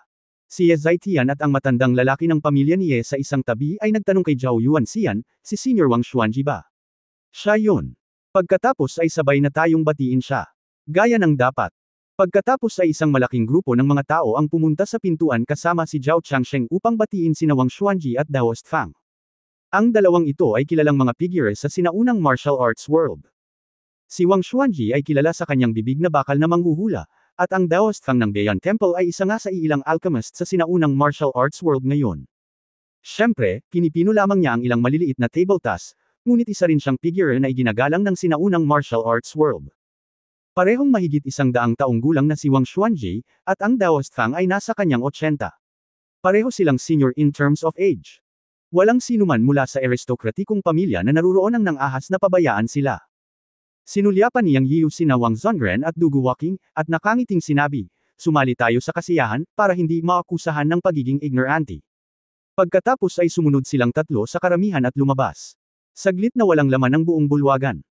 Pagdating niya sa gate, narinig na niyang Yiu ang masaganang tawa ni Wang Xuanji at pumasok siya at sinabing, Changsheng, mangyaring huwag kang masaktan sa aking hindi inanyayahang pagbisita. Kabanata 206, Katutubong Kristal. Senior Wang, nagbibiro ka. Hindi kita maimbitahan o hindi. Sa katunayan, bibisitahin kita nitong mga araw na ito. Haha, pumunta si Brother Xuanji dito ngayon para sa isang nakababatang henerasyon ng iyong pamilya Zhao. Nahuli din ako sa kanya. Alam ng lahat sa Yancheng na magkasundo sina Brother Fang Dao at Changsheng. Natural, kailangan kitang hulihin. Hahaha. Dahil maraming tao ang pumasok habang nag-uusap sila, siyang Yiu at ang dalawa pa ay nagtago sa likod ng mga tao na napakababa. Sa oras na ito, ang Daoist Fang ay naglabas ng isang maliit na lang mula sa kanyang malapad na Daoist na damit at sinabi kay Zhao Changsheng, si Brother Changsheng ay may malaking kaarawan ngayon. Nagkataon lang akong nagpino ng 3 blood activating na table task bilang regalo sa kaarawan, Zhao Changsheng. Ay tuwang-tuwa at mabilis na kinuha ang maliit na lang at sinabing, salamat Daoist Fang sa mapagbigay na regalo. Tatanggapin ko ito ng makapal na mukha. Ito ang pinakamagandang regalo sa kaarawan na natanggap ko ngayon. Tumawa ang Daoist Fang, Brother Changsheng, nalilito ka. With the diviner na may bibig na bakal, sino ang maglakas loob na magsabi na ang regalo sa kaarawan ngayon ay isang mapagbigay na regalo? Hahaha, dapat samantalahin mo ang pagkakataon ngayon. Masasabi ni Senior Xuanji ang isang kapalaran para sa iyong pamilya Zhao, na mas mahusay kaysa sa aking tabletang nagpapagana ng dugo ng 100 beses. Namula ang mukha ni Zhao Changsheng at tumingin kay Wang Xuanji. Alam niyang tama si Daoist Fang. Tunay na mas mahusay na makakuha ng isang kapalaran mula sa bakal na bibig na manghuhula kaysa sa maraming mga regalo sa kaarawan. Huwag kang mag-alala, maghintay hanggang matapos ang seremonya ng kaarawan, at magsasabi ako ng kapalaran para kay Changsheng ngayon. Nakangiting sabi ni Wang Xuanji. Ang mga salita ni Wang Xuanji ay isang pangako, na halos himatayan si Zhao Changsheng sa tuwa. Sa oras na ito, kasama ang regalo sa kaarawan mula kay Master Fang, maraming malalaking pamilya ang naghandog ng mga regalo. Ang mga regalo mula sa mga kilalang pamilya ay natural na hindi ilalagay sa opisina ng pagpaparehistro tulad ng mga ordinaryong tao. Nais ng lahat na iligtas ang mukha, upang maging maganda ang hitsura ng pamilya Zhao sa harap ng mga sinaunang martial arts fellows. At least dapat maramdaman ng host family na mahalaga ang Reg Along dinala nila at nag-iiwan ng impresyon sa kanilang isipan, di ba? Ang pamilya ni Ye ay nagpakita ng isang 300 taong gulang na ligaw na ginseng, na nagdulot ng buntong hininga sa mga manunood. Ang 300 taong gulang na ginseng ay hindi karaniwan sa mundo ngayon. Sa panig ng pamilya Ye, tiningnan ni Ye Zhaitian ang kanyang apo na si Ye Kai, na nagpapahiwatig na dapat ibigay ni Ye Kai ang regalo sa kaarawan. Matapos matanggap ang mga tagubilin ng matanda, humakbang si Ye Kai at sinabi, Lolo Zhao, hiling ko sa iyo ang magandang kapalaran at mahabang buhay.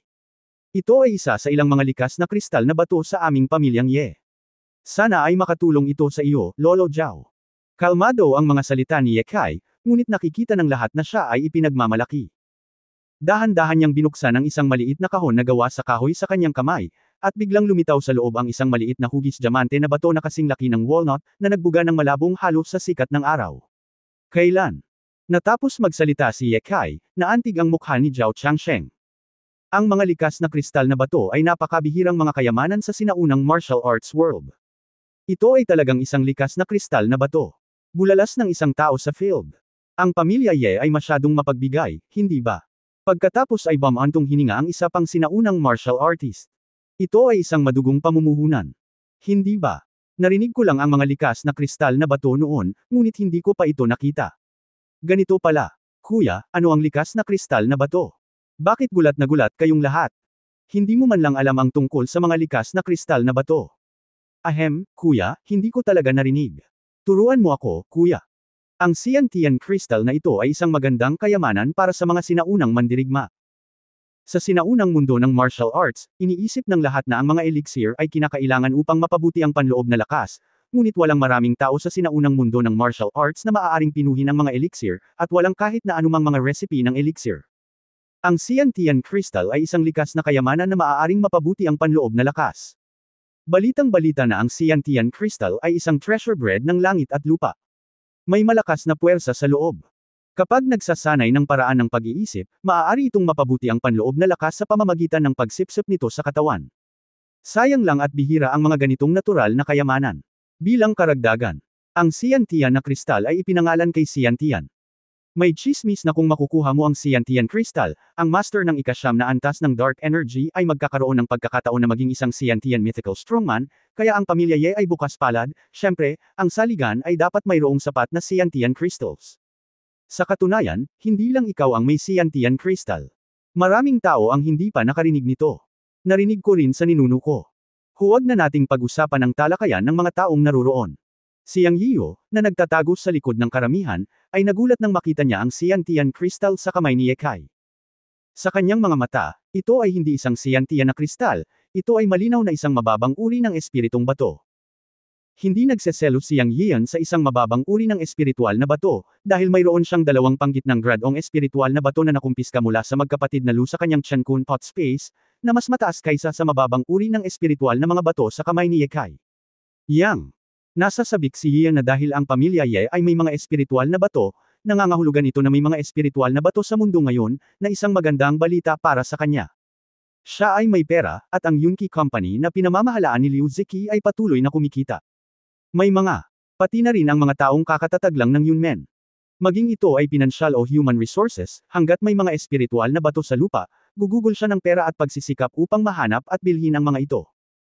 Sinabi ni Master Yun Changxi na ang mga espiritual na bato ay kinakailangan para sa mga magsasaka upang magsanay, at mayroon silang napakaraming gamit para sa pag-set up ng mga pormasayon, pagpino ng mga kagamitan, pagsasanay, at iba pa.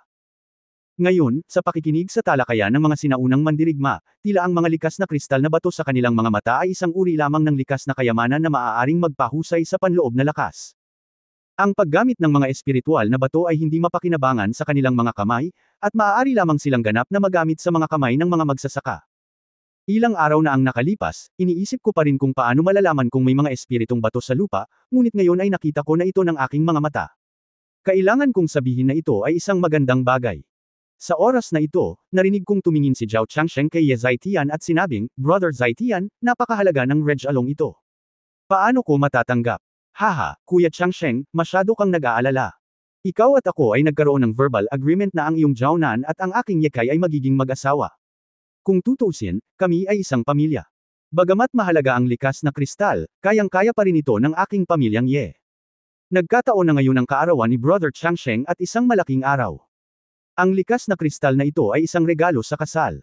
Sa harap ng lahat ng kapwa Taoista, hayaang maging saksi sina Senior Wang at Daoist Fang.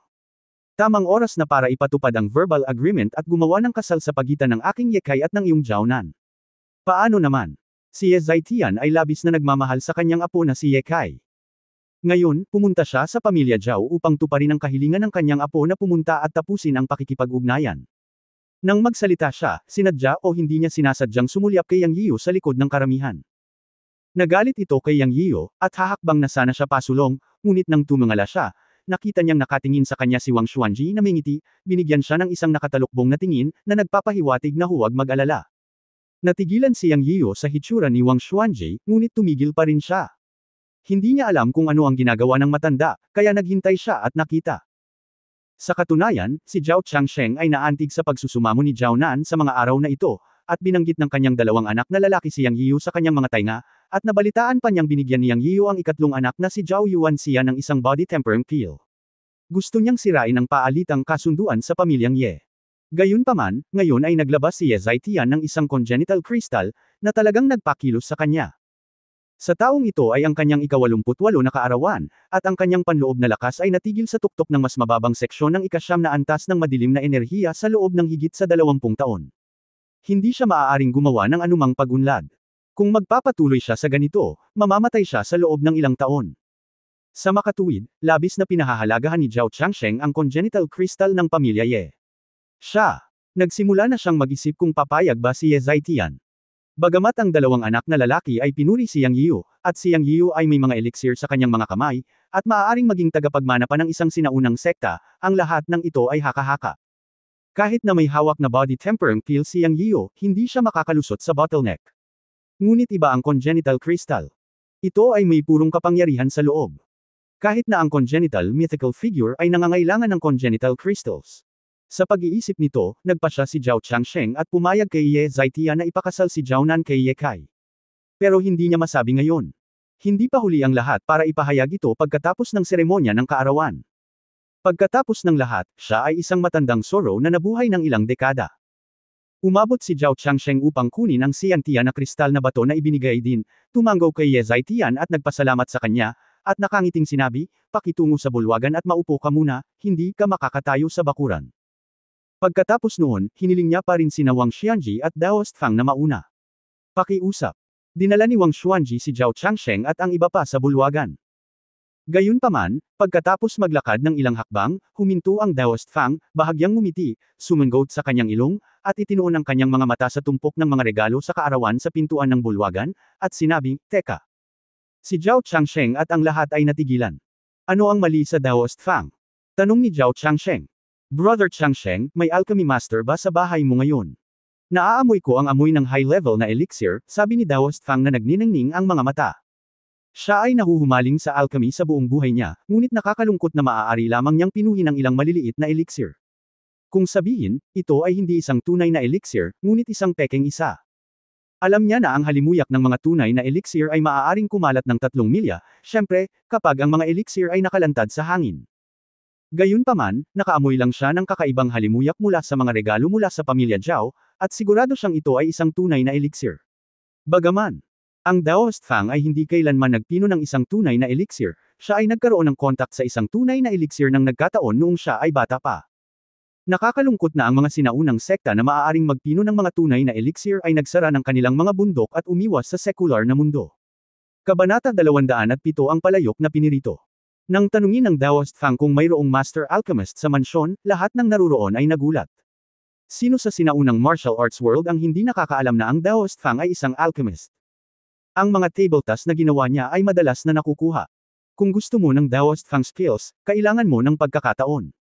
Ngayon ay namumula ang mukha ni Daoist Fang habang tinanong niya si Zhao Changsheng kung mayroong master alchemist. Sa mukha ni Daoist Fang, masasabi mong may isang alchemist na mas magaling sa kanya. Naguguluhan din si Zhao Changsheng. Paano kaya nagkaroon ng master alchemist sa kanyang mansyon? Kung meron man, pwede lang Daoist Fang. Ngunit ngayon ay malinaw na ang Daoist Fang ay nagsasalita tungkol sa ibang tao. Tumingin si Zhao Changsheng kay Daoist Fang na may pagdududa at sinabi, ano ang ibig mong sabihin, Daoist Fang? Ikaw lang ang panauhin na pumunta sa mansyon ko ngayon, at isa kang master alchemist. Brother Changsheng, pwede ko bang makita ang birthday gift mo? Tinanong ng Daoist Fang si Zhao Changsheng na may nagniningning na mga mata, na nakaturo sa isang pares ng mga regalo. Kung may ibang humiling na tingnan ang mga regalo sa kaarawan, tiyak na magiging masama si Zhao Changsheng, ngunit ang Daoist Fang ay isang exception. Siya at ang Daoist Fang ay naging matalik na magkaibigan sa loob ng ilang dekada, kaya natural na hindi ito problema. Sige, Daoist Fang. Sa katunayan, nais din ni Zhao Changsheng na makita kung makakahanap ang Daoist Fang ng anumang elixir mula sa tambak ng mga regalo sa kaarawan. Sa paghusga sa kanyang hitsura, tila may magagandang elixir sa tambak ng mga regalo sa kaarawan. Ito ay nagpagulo kay Zhao Changsheng. Sa madaling salita, ang mga regalo sa kaarawan sa pintuan ay mga regalo mula sa ilang maliliit na pamilya na nambobola sa pamilya Zhao o kahit na ilang tao na hindi mula sa mga sinaunang pamilya ng martial arts. Kung ikukumpara sa mga regalo mula sa mga sinaunang martial arts na pamilya, ang mga regalong ito ay mga ordinaryong bagay. Anuman. Regalo mula sa isang kilalang pamilya ay pahahalagahan niya, at hindi irerehistro bilang isang ordinaryong regalo sa kaarawan dito sa compound. Hindi kaya sa mga regalong ito sa kaarawan, o sa mga taong dumating ngayon, mayroon talagang isang alchemist master.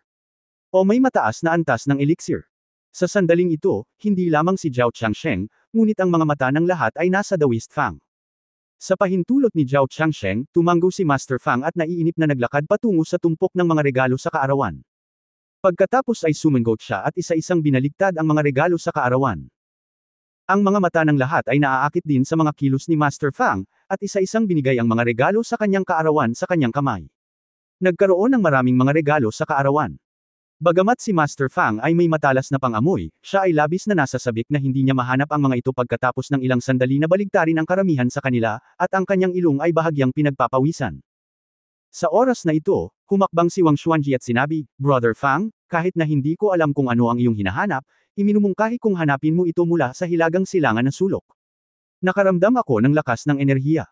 Natigilan si Master Fang, at pagkatapos ay nagmamadaling sinabi, "Salamat kapatid na Xuanji sa iyong paggabay, kinakabahan siya ngayon." Kung makakahanap siya ng isang tunay na elixir ngayon, nangangahulugan ito na maaaring mayroong isang tunay na alchemist sa larangan ngayon, o hindi bababa sa ang taong ito ay dapat magkaroon ng malalim na relasyon sa alchemist. Ito ay isang malaking kagalakan para kay Master Fang, na nahuhumaling sa alchemy sa buong buhay niya. Pagkatapos ng mga tagubilin ni Wang Xuanji, itinuon ni Master Fang ang kanyang paningin sa hilagang silangan na sulok ng walang pag-aalinlangan. Alam niya na si Wang Xuanji ay nasa tuktok na ng ika-9 na antas ng dark energy, at isang hakbang na lang ang layo para maging isang maalamat na figure. Dapat tama ang kanyang perception. Pagkalipas ng ilang minuto, isa-isang inilipat ni Master Fang ang mga regalo sa kaarawan, at itinuon ang kanyang paningin sa isang bote ng porselana na kasing laki ng kamao ng sanggol sa isang maliit na sulok malapit sa dingding. Biglang nanginig ang buong katawan niya. Siya. Iniunat ang kamay at tuwang-tuwang kinuha ang maliit na bote ng porselana na tila naiwan sa tambak ng mga regalo sa kaarawan. Ito na, ito na. Namula ang mukha ni Master Fang. Habang hawak ang maliit na bote ng porselana, lalong tumindi ang amoy ng gamot, at natuwa ang mga tao. Maraming tao ang nagulat sa maliit na bote ng porselana sa kamay ni Master Fang. Tila isang maliit na bote ng porselana na gawa sa ordinaryong material, na parabang pinaputukan ito ng sunod-sunod. Ang ganitong uri ng porselana ay karaniwan. Ang mga bote ng porselana ay karaniwan, kaya ang mahalagang bagay ay maaari lamang maging elixir sa bote ng porselana. Hindi ko alam kung anong uri ng elixir ang makakapagpa-excite kay Master Fang, na isang alchemist. Napukaw ang panlasa ng lahat. Siyempre, dalawa lang ang mukhang kalmado sa field, iyon ay, sina Yang Yian at Dugu Waking. Ang bote ng porselana sa kamay ni Fang Daochang ay natural na regalo sa kaarawan ni Yang Yian, at alam ni Dugu Waking kung ano ang nasa bote ng porselana. Tanging si Wang Zongren, na nakatayo sa isang tabi, ang nagulat at nagsabi, "Brother Yian, hindi ba iyon ang birthday gift mula sa iyo? Anong uri ng elixir ang nasa loob nito na nagpasigla kay Fang Daochang?" "Haha, isang ordinaryong elixir."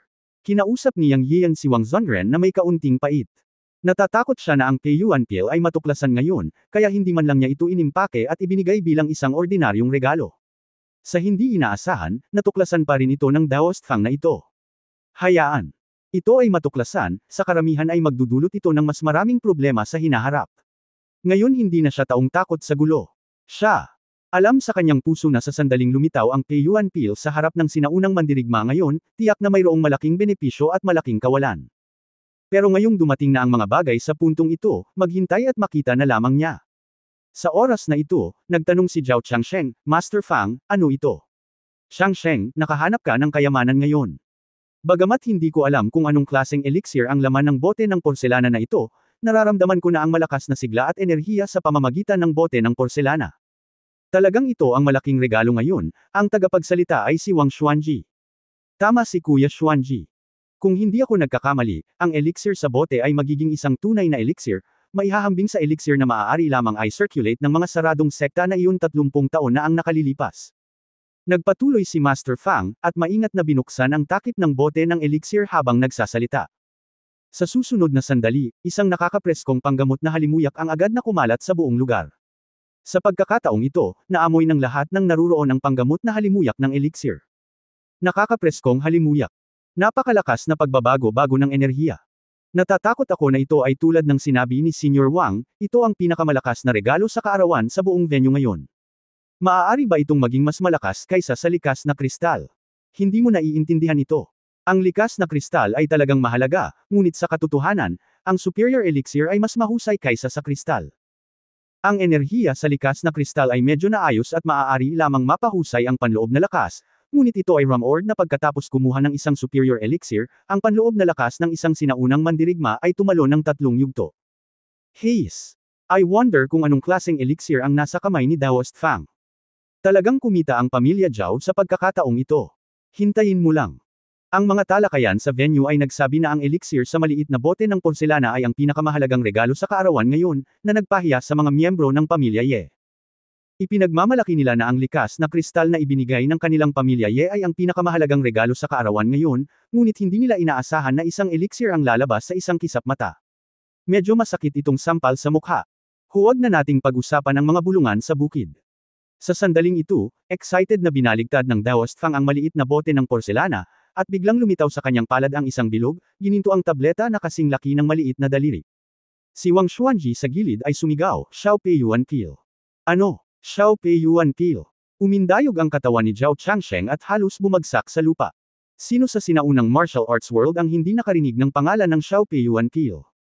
Kung si Zhao Changsheng ay hindi inaalaya ni Zhao Yuanxian sa gilid, si Zhao Changsheng ay bumagsak na sana. Hindi masama, ito ay talagang Pei Yuan Pil. Bagamat hindi ko pa nakita ang totoong Xiao Pei Yuan Pil gamit ang sarili kong mga mata, naitala ko sa mga class eco ng Beyond Temple na ang Xiao Pei Yuan Pil, ang sect level na tableta ng sinaunang Wudang sect, ay eksaktong ganitong uri ng tableta. Maging ito ay ang kulay o ang halimuyak ng gamot, ito ay eksaktong kapareho ng naitala sa mga class eco. Napakalakas ng sigla, natatakot ako na si Xiao Pei Yuan Pil lang ang maaaring magkaroon nito. Hindi ko inaasahan na makikita ko ang totoong Xiao Pei Yuan Pil sa buhay ko. Wala akong pinagsisisihan sa pagkamatay ko, hahaha, tumawa ng malakas si Daoist Fang. Nagkaroon ako ng karangalan na makita ang Xiao Pei Yuan Dan minsan. Noong panahong iyon, hindi pa naisara ni Wudang ang bundok nito. Ito ay regalo mula sa pinuno ng Wudang sa punong tagapagturo. Ngunit kakaiba, ang grado ng Xiao Pei Yuan Dan noong panahong iyon ay tila hindi kasing husay ng isang ito. Ang grado nitong Xiao Pei Yuan Dan ngayon ay may pinakamataas na kalidad. Sabi ni Wang Xuanji. Sunod-sunod na kinumpirma ng Daoist Fang at Wang Xuanji ang pagiging tunay ni Xiao Pei Yuan. Ito ay nagpasabog ng 12-dosenang mga sinaunang mandirigma na naruroon. Sino sa mga sinaunang mandirigma ang hindi nakakaalam ng pangalan ni Xiao Pei Yuan Dan? Nakakalungkot lang na ito ay usap-usapan na ang sect's treasure pil ng sinaunang sektang Wudang, ngunit 30 taon na ang nakalilipas, sinarado ng mga sinaunang sekta tulad ng Wudang ang kanilang mga bundok at itinago ang kanilang sarili mula sa mundo. Walang tunay na Xiao Pei Yuan Dan sa sinaunang martial arts world ngayon. Maging ang ibang mga tabletas ay 30 taon nang walang stock. Ang hitsura nitong Xiao Pei Yuan Dan ngayon ay isang pasabog na kaganapan para sa sinaunang martial arts world. Nangangahulugan ba ito na ang isang tao mula sa sinaunang Wudang ay lumitaw ngayon, o ang mga sinaunang sekta na nagretiro na ay lalabas sa mga bundok? Kung lumitaw ang mga sinaunang sektang iyon, ano ang ibig sabihin nito sa sinaunang martial arts world? Alam na alam ng lahat. Ang higit na kinaiinggitan ng lahat ay si Zhao Changsheng. Natanggap ng pamilya Zhao ang magandang reg along ito, na malamang na nauugnay kay Wudang. Nag-react si Zhao Changsheng mula sa kanyang pagkabigla, namula ang kanyang mukha na parang dugo ng manok, at mabilis siyang sumigaw, Zhao Quan. Master, nandito na po ako. Lumapit ang isang medyo may edad na lalaki at nagmamadaling pumunta. Sabihin mo sa akin. Itong porselana na bote. Nako, sino ang nagpadala ng elixir? Tuwang-tuwa ang boses ni Zhao Changsheng kaya nag-iba ito ng kulay. Kabanata 208 kung hindi mo kayang panatilihing low profile, pagkatapos ay maging high profile. Master, napakaraming tao. Ako. Hindi ko naalala, mukhang nahihiya si Zhao Quan. Stupid, galit na galit si Zhao Changsheng. Hindi niya naalala ang taong iyon para sa isang mahalagang regalo. Sa sobrang galit niya ay nagmura siya. Sinabi ni Zhao Changsheng sa madla, hindi ko alam kung sinong Panginoon ng Wudang ang dumating at nagbigay ng napakalaking regalo. Masungit si Zhao. Mangyaring lumabas at tingnan siya. Maraming tao ang dumarating ngayon, at maraming hindi pamilyar na mukha. Magagamit lang niya ang pamamaraang ito para maghanap ng mga tao. Napakapait niyang Yiyo at Bam-antong hininga sa kanyang puso, kung tutuusin, nalantad siya. Nang malapit na siyang mag-walk out, hindi niya inaasahan na sasabihin ni Zhao Quan, Guru, naaalala ko na ang pangalan ng panauhin ay nakalagay sa bawat regalo. Pagkatapos ng sigaw ni Zhao Quan, ang Daoist Fang, na unang nag-react, ay nagmamadaling tumingin sa bote ng tableta. Oo naman, may pangalan, at Bam-ulong, Yang Yiyo. Ang master na ito ay tinatawag na Yang Yiyo. Yang Yiyo. Hindi napigilan ni Ye Zhaitian na magsalita muna. Imposible ang una niyang reaksyon. Natigilan din si Wang Xuanji, at tumingin kay Yang Yiyu na nagtatago sa likod ng karamihan, at pagkatapos ay tumawa at gamaan ang pakiramdam. Akala ko, dapat ay si Yang Yiyu iyon.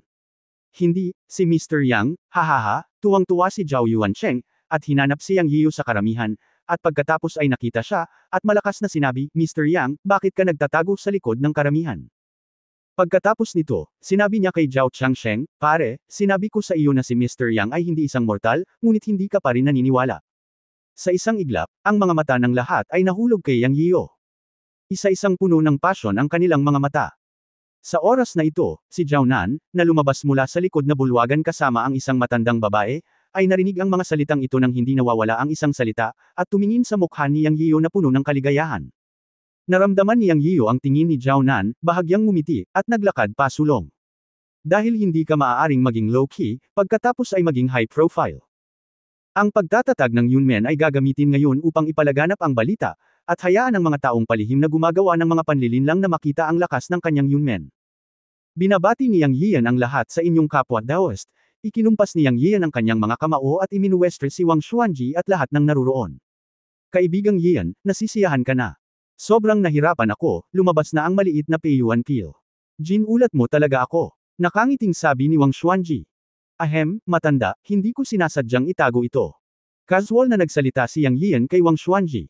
Ibang-iba ang usapan ng matanda at kabataan sa paningin ng lahat ng naruroon. Anong uri ng tao si Wang Xuanji? Si Yang Yiyan ay talagang makakausap siya sa pantay na katayuan. Nakikita ito ng lahat.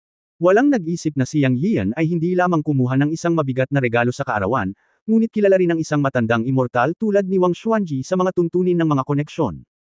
Kilala ni Brother Xuanji si Master Yang. Excited na tanong ng Daoist Fang sa gilid. Siya at si Wang Xuanji ay magkaibigan, at ngayon ay tila magkaibigan sina Wang Xuanji at Yang Yiyan, na isang magandang bagay para sa kanya. Ang hitsura ng maliit na Peiyuan Pil ay nagpatunay na si Yang Yiyu ay maaaring isang alchemist o may isang alchemist sa likod niya. Kinakalkala ng Daoist Fang na dapat siyang kumapit sa hita ni Yang Yiyu ngayon. Masyado siyang nahuhumaling sa alchemy. Hindi naging madali para kay Yang Yiyu na lumitaw. Paano niya siya pakakawalan? Siyempre, kailangan pa naming kumpirmahin kung si Yang Yiyu ay isang alchemist. Ngumiti si Wang Xuanji at sinabing, ang ama ni Friend Yiyu at ang aking Masheng ay magkakasama sa buhay at kamatayan. Nagsisi din ako na hindi kita nakilala kanina. Close friends kami kahit anong edad. Gamaan ang loob ng Daoist Fang at tumingin kay Yang Yiyu ng nagninangas na mga mata. Pagkatapos ay nagtanong siya, maaari ko bang itanong kung si Master Yang ay tagapagmana ng wudang? O ang maliit na Peiyuan Pil ba ay ginawa ng Master? Ito ang tanong na gustong itanong ng lahat sa audience. Isa-isa nilang tiningnan si Yang Yiyu, naghihintay ng kanyang sagot. Pinag-isipan ito ni Yang Yiyu at sinabing, gaano man niya ito itago ngayon, ang pagkakalantad ng Peiyuan Pil ay naging isang katotohanan. Hindi niya maiwasan ang gulo. Iginiit lang niya na hindi siya maaaring maging low-key, kaya high-profile siya. Master Fang, mangyaring huwag mo akong tawaging Master. Nakakahiya naman sa akin. Hindi ako alagad ng wudang at walang kinalaman sa wudang. Yunmen ang tawag sa sekta ng aking amo. Ang pil na ito ay ginawa ko talaga. Hindi ito tinatawag na Xiao Peiyuan Pil. Wala itong kinalaman sa Xiao Peiyuan Pil ng wudang na alam mo. Ito ay Peiyuan Pil na walang salitang Xiao. Inihayag ni Yang Yiyu ang pamagat ng Yunmen at inamin na ginawa niya ang Peiyuan Pil. Hindi lamang nito ikinagulat si Master Fang at ang iba pa, kundi pati si Wang Xuanji. Nang marinig niyang sinabi ni Yang Yiyu na gumawa siya ng Peiyuan Pil, hindi niya maiwasang kiligin ang lahat. Narinig ng lahat ang binanggit ng Master Sect na si Yang Yiyu, na tinatawag na Yunmen. Ilang sandali, pinag-usapan ito ng lahat, ngunit tila walang nakarinig tungkol sa pagkakaroon ng Yunmen sa sinaunang martial arts world, at walang Yunmen sa mga sinaunang sektang iyon na sarado sa mga bundok. Maging sina Master Fang at Wang Xuanji ay hindi pa nakarinig ng Yunmen, ngunit sa kanilang opinyon, ang lupain ng Jiushu ay hindi kailanman nagkukulang ng sinaunang mana. Baka si Yunmen ay isang hidden sect. Sa relatibong pagsasalita, hindi Yunmen ang punto. Ang punto ay ang Yang Yiyu ay maaaring gumawa ng mga table tasks, at maaaring gumawa ng Xiao Peiyuan Pills. Oh, hindi, ngayon dapat itong tawaging Peiyuan Pills, na hindi katulad ng pil ng Xiao Peiyuan ni Wudang. Nadama ni Wang Xuanji na ang Peiyuan Pills ni Yang Yiyu ay talagang mas mahusay kaysa sa Xiao Peiyuan Pills ni Wudang. Anyway, nang lumabas ang mga salita ni Yang Yiyu, walang sino man ang mananatiling kalmado. Binansagan ng maraming tao si Yang Yiyu bilang isang misteryosong master at master ng alchemy sa kanilang mga puso. Lahat sila ay aktibo at nagsimulang mag-isip tungkol sa kung paano makipagkaibigan kay Yang Yiyu. May mga naiinggit, at natural na magkakaroon ng puot at selos. Halimbawa, ang pamilyang Ye at ang pamilyang Northwest Maria. Parehong may mga hinaing ang dalawang pamilya kay Yang Yiyo. Si Ye ng pamilya Ye ay orihinal na nagkaroon ng verbal engagement kay Zhao Nan, ngunit inagaw ni Yang Yiyo si Zhao Nan. Siyempre, hindi masasabing nang aagaw. Si Zhao Nan mismo ay isang taong walang magandang damdamin para kay Ye Kai, at tinutulan niya ang verbal engagement ng dalawang pamilya mula sa kaibuturan ng kanyang puso. Maging si Ye Kai ay binugbog ni Yang Yiyo sa sinaunang kabisera. Para naman sa pamilyang Ma, lalo silang nagdamdam.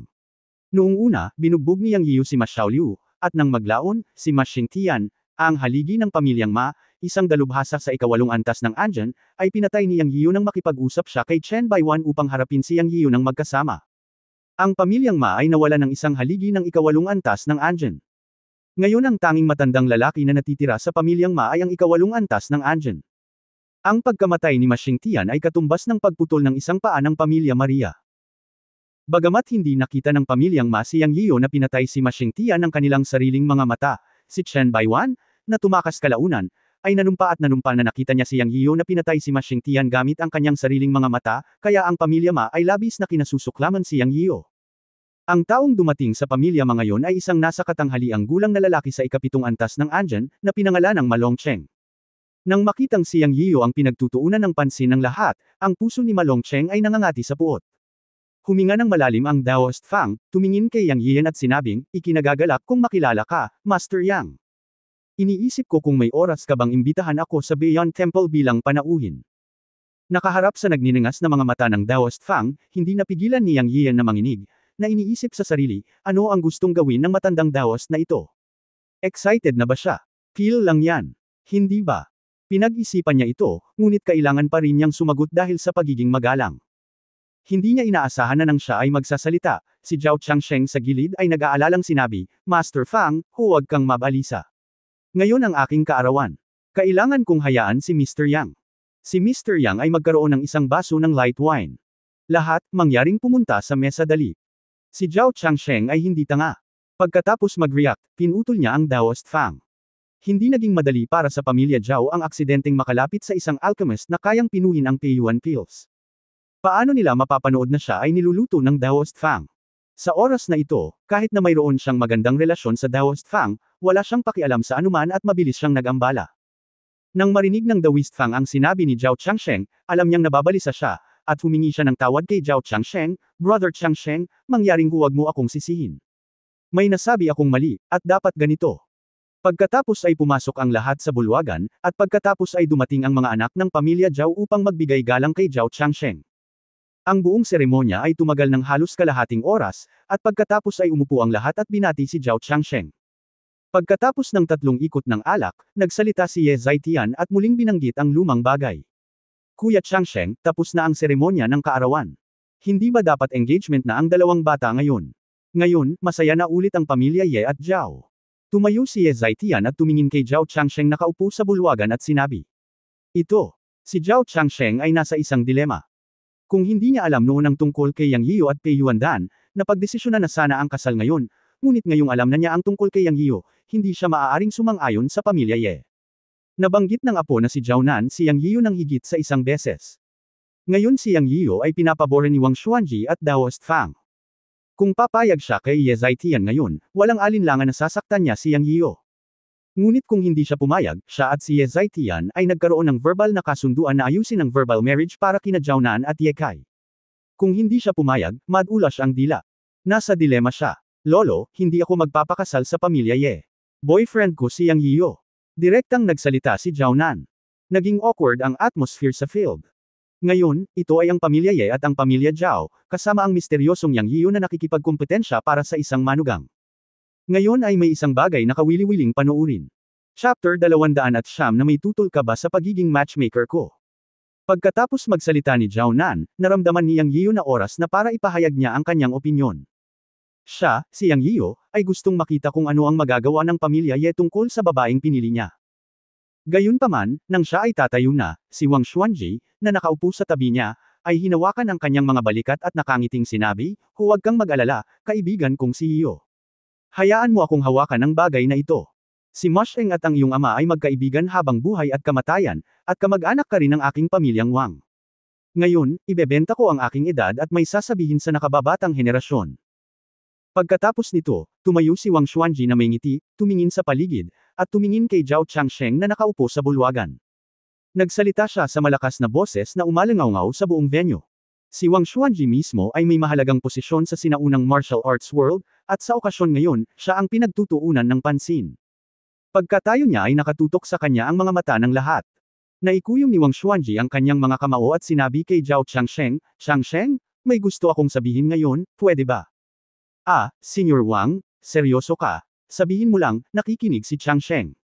Natakot si Zhao Changsheng sa sinabi ni Wang Xuanji.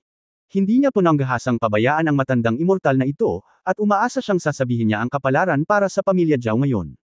Ngumiti si Wang Xuanji at nagsabi, okay, ngunit bago ako magsalita, tutuparin ko ang pangako ko sa iyo ngayon at sasabihin ang kapalaran para sa pamilya Zhao. Okay, salamat.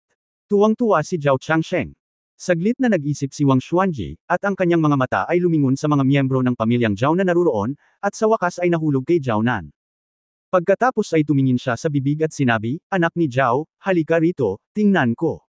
Nanan, halika, natigilan si Zhao Changsheng at sinabi kay Zhao Nan. Medyo nagulat siya na tinawag ni Wang Xuanji si Zhao Nan, ngunit wala siyang sinabi. Naglakad si Zhao Nan sa harap ni Wang Xuanji at walang sabi-sabing tinawag siyang Senior Wang. Well, not bad. Napatingin si Wang Xuanji sa mukha ni Zhao Nan, punakanak ang tumatango ng palihim, at habang tinitingnan niya, lalo siyang napapangiti. Pagkatapos ay iwinagayway niya ang kanyang kamay upang paupuin si Zhao Nan, ibinaling ang kanyang ulo at tumingin kay Zhao Changsheng at sinabing, hiniling sa akin ni Changsheng na sabihin ang kapalaran upang makita lamang ang kapalaran ng iyong pamilya Zhao. Ngayon, nakita ko ang iyong apo, kaya hindi na kailangang sabihin ang kapalaran. Isa lang ang sasabihin ko sa iyo. Ang aking pamilyang Wang ay may isang unicorn, ngunit ang iyong pamilya Zhao ay may isang banal na phoenix. Ang banal na phoenix ay nakakatugon sa dragon at naging auspiciousness. Ngayon, mauunawaan ni Changsheng kung sino ang dragon. Pagkatapos magsalita ni Wang Xuanji, medyo nalito si Zhao Changsheng, ngunit naiintindihan pa rin niya ang sinabi ni Wang Xuanji. Ito ay walang iba kundi ang sabihin na ang kanyang pamilyang Zhao ay may isang banal na phoenix, at malinaw na ito ay si Zhao Nan. Siya. Itinuro din na ang banal na phoenix ay nakilala ang dragon at naging mapalad, na nangangahulugan na ang swerte ng pamilya Zhao ay kay Zhao Nan, ngunit ang saligan ay upang makahanap ng dragon. Ang dragon na ito ay natural na tumutukoy sa magiging asawa ni Zhao Nan. Ang pamilyang Zhao ay aasa kay Zhao Nan sa hinaharap, o ang manugang ng pamilyang Zhao. Sino itong manugang na ito? Si Ye Kai ba ay mula sa pamilya Ye? O Yang Yiyo? Habang pinag-iisipan pa ni Zhao Changsheng ang mga salita ni Wang Xuanji, muling nagsalita si Wang Xuanji, natupad ko na ang pangako ko sa pamilya Zhao.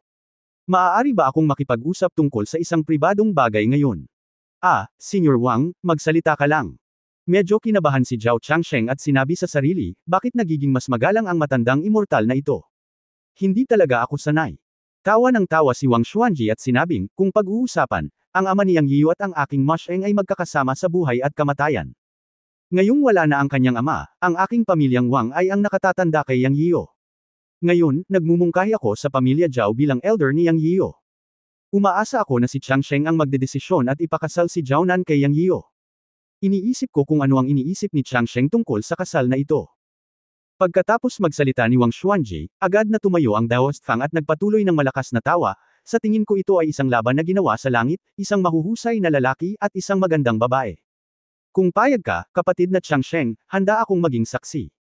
Si Wang Xuanji ay labis na nasisiyahan sa mga salita ni Daoist Fang. Sa katunayan, ang pangunahing layunin niya sa pagpunta sa pamilya Zhao ngayon ay tulungan si Yang Yiyu. Dahil nagpasya silang magkaroon ng malapit na relasyon kay Yang Yiyu, ang pamilya Wang ay dapat gumawa ng isang bagay para kay Yang Yiyu, ngunit mukhang nasa Yang Yiyu ang lahat ng kailangan niya ngayon. Hai shi Wang Musheng Li Jia Dao, Yang Yiyun He Jiao Nan De Guan Shi, Dang Chu Zai Gu Dao Wei Si Hai Zo Le Kai. Jin Tian Zhao Zhang Sheng Da Shou, Wang Jia Ting Shu O Le Jia Yao Ku Zhao Jia Ti Chin, So Ui Wang Zuan Ji Gan Kui Le Ge Yang Yiyun Cheng Yao, Ta Ziyang Zin She Geren Ching Zuo Zia Le. Neng rang wang jia hiyang yiyun ji jiang de guan shigeng jing yibu, le yegan x yang yiyun gay wang lao ye zi jibing, yi juliang de. Ben lei wang musheng yao lei de, kao lu dao jiao jia shigu u she, su u wang zuan ji chin zi lei le, bing kia jiao shang li hi jiao zhang sheng jiao hao de bai yun guan fang dao zhang, shen lei ge yang yiyun cheng yao. Jiu Ji Chen Ye Zai Tian Sou Jiang, Wang Zuan Ji Ya Zhen Jiu Mei Ku Duo Ziang, Fanzing Zai Wang Zuan Ji Con Lei Ren Jia Jiao Jianu Wabu Yuan Yi Jia Gei Ni Men Lao Ye Jia, Ye Bu Suan Shi Heng Choi Jiao. Yuan Net. Tulad ng para sa suporta ng Daoist Fang, may mga dahilan. Una, isa siyang lobbyist na inimbitahan ni Wang Xuanji. Pangalawa, umaasa rin siyang makipagpalitan ng alchemy kay Yang Yio. Nag-aalala siya na hindi siya makahanap ng pagkakataon na mapalapit kay Yang Yio. Sa isang kisap mata, dumating ito.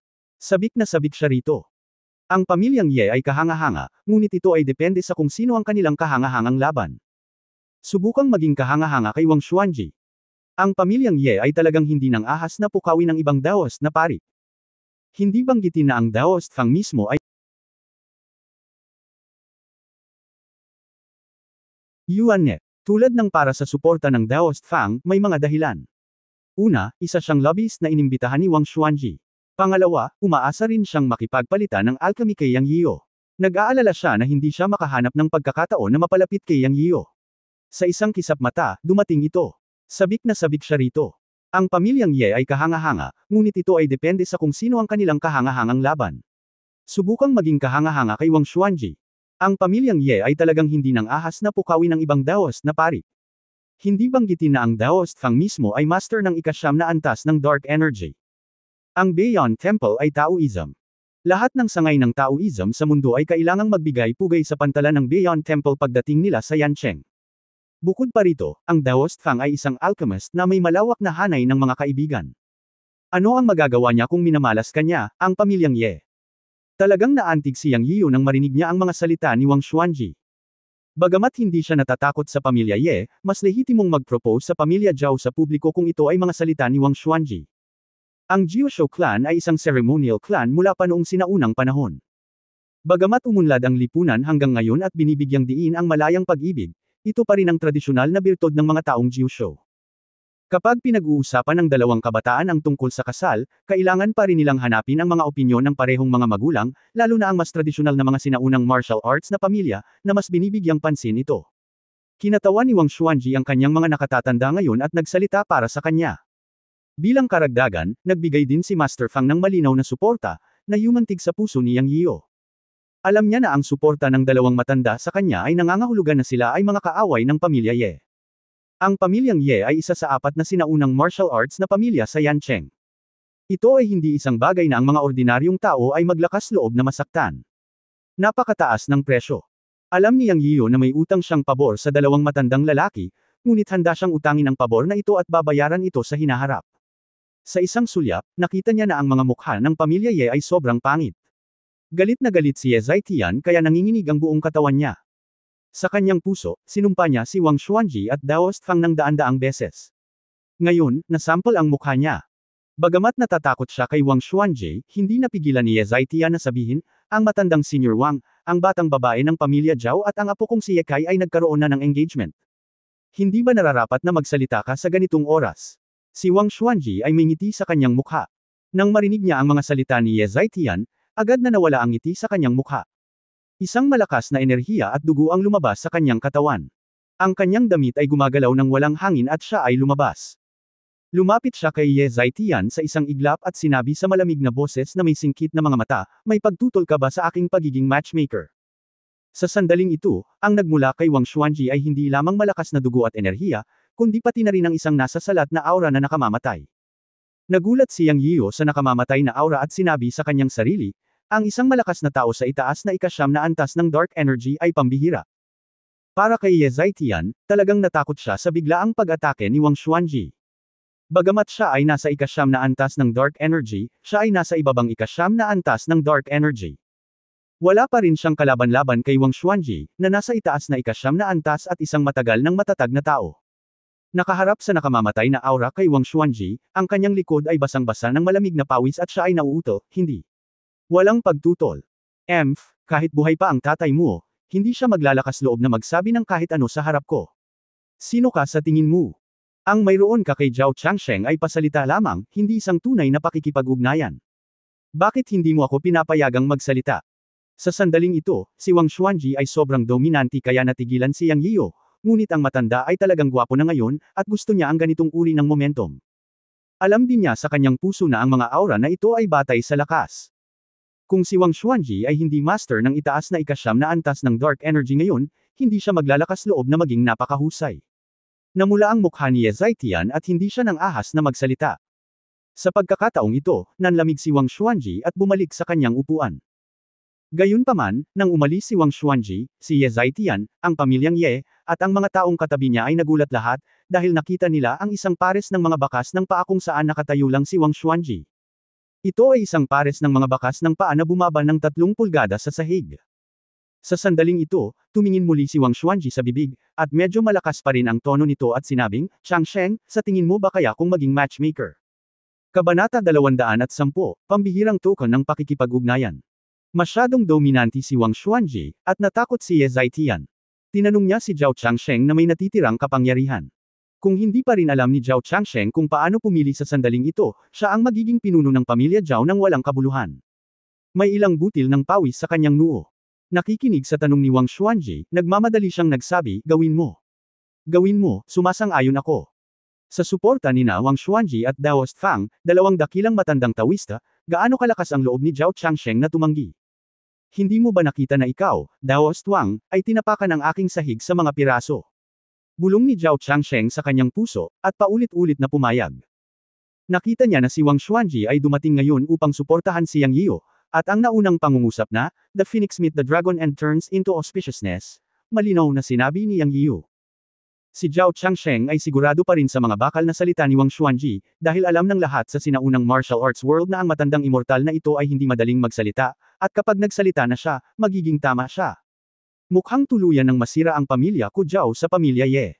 Sinabi ni Zhao Changsheng sa kanyang puso, at sumulyap kay Ye Zhaitian, para lamang makita na ang mukha ni Ye Zhaitian ay naging kulay ube. Gayunpaman, sa puntong ito, walang pakialam si Zhao Changsheng sa pamilya Ye. Kahit na ang isang tanga ay nakikita kung gaano kalaki ang potensyal ni Yang Yiu. Ang isang Peiyuan Pil ay mas mahusay kaysa sa isang Xiantian Crystal ng pamilya Ye. Bagamat mahalaga ang Xiantian Crystal, hindi pa rin ito kasing husay ng Peiyuan Pil. Napakalinaw ni Zhao Changsheng tungkol dito. Narinig ni Wang Xuanji ang tugon ni Zhao Changsheng at tumawa, okay, ngayon ang araw ng iyong kaarawan, ayusin mo lang itong kasal para sa kanila. Kung naruroon si Brother Fang at lahat ng kapwa tawista bilang mga saksi, maaari itong ituring na isang magandang kwento. Ano sa tingin mo, Changsheng? Ang galing, pinabayaan lang ito ni Zhao Changsheng at nakangiting tumango. Anyway, nasaktan ang pamilya Ye, kaya mas mabuting subukan ang kanyang makakaya na makipagkaibigan kina Wang Xuanji at Yang Yiu. Ito ay isang magandang kwento, at maaari din akong magpatotoo dito. Sa oras na ito, si Ye Dun, ang matandang patriarch ng pamilya ni Ye, ang unang nagsalita. Nakikita niya na talagang hindi simple si Yang Yiu. Ang katotohanan na maaari niyang inumin ang Peiyuan Pil ay sapat na para makipagkaibigan ang kanyang pamilya ni Ye. Hindi masama, isang magandang kwento. Tapos isa-isang nagsalita lahat ng matatalino. Walang tanga na maaaring lumitaw sa eksena. Alam ng lahat na ang pagsuporta sa oras na ito ay makakakuha ng pabor ni Wang Xuanji at Yang Yiu, kaya bakit hindi gawin ito? Tanging ang pamilyang Ma at 4 o 5 pamilya na may mabuting pakikitungo sa pamilyang Ye ang hindi nagsalita. Ang pamilya Ma at Yang Yiu ay nagkaroon ng matinding sama ng loob, kaya syempre sila ay tatayo sa panig ng pamilya Ye. Ilang maliliit na pamilya ang naka-attach sa pamilya Ye, kaya natural na hindi sila tatayo para sampilan ang pamilya Ye sa mukha. Galit na galit si Ye Zhaitian, ngunit pagharap kay Wang Xuanji, hindi siya nang ahas na magsalita, ngunit inilagay niya ang lahat ng sama ng loob kay Yang Yiu. Kung wala si Wang Xuanji ngayon, tiyak na siya mismo ang papatay kay Yang Yiu. Sa opinyon ni Ye Zhaitian, ang kahihiyan na dinanas ng pamilya Ye ngayon ay dulot ni Yang Yiu. Hindi pa tapos ang usaping ito. Lalo na si Ye Kai, hindi siya kalaban ni Yang Yiu sa mga tuntunin ng lakas. Siya ay binugbog ni Yang Yiu sa unang pagkakataon na pumunta siya sa sinaunang kabisera. Sa pagkakataong ito, inilabas niya ang kanyang lolo, ngunit hindi pa rin niya kayang talunin si Yang Yiu in terms of background.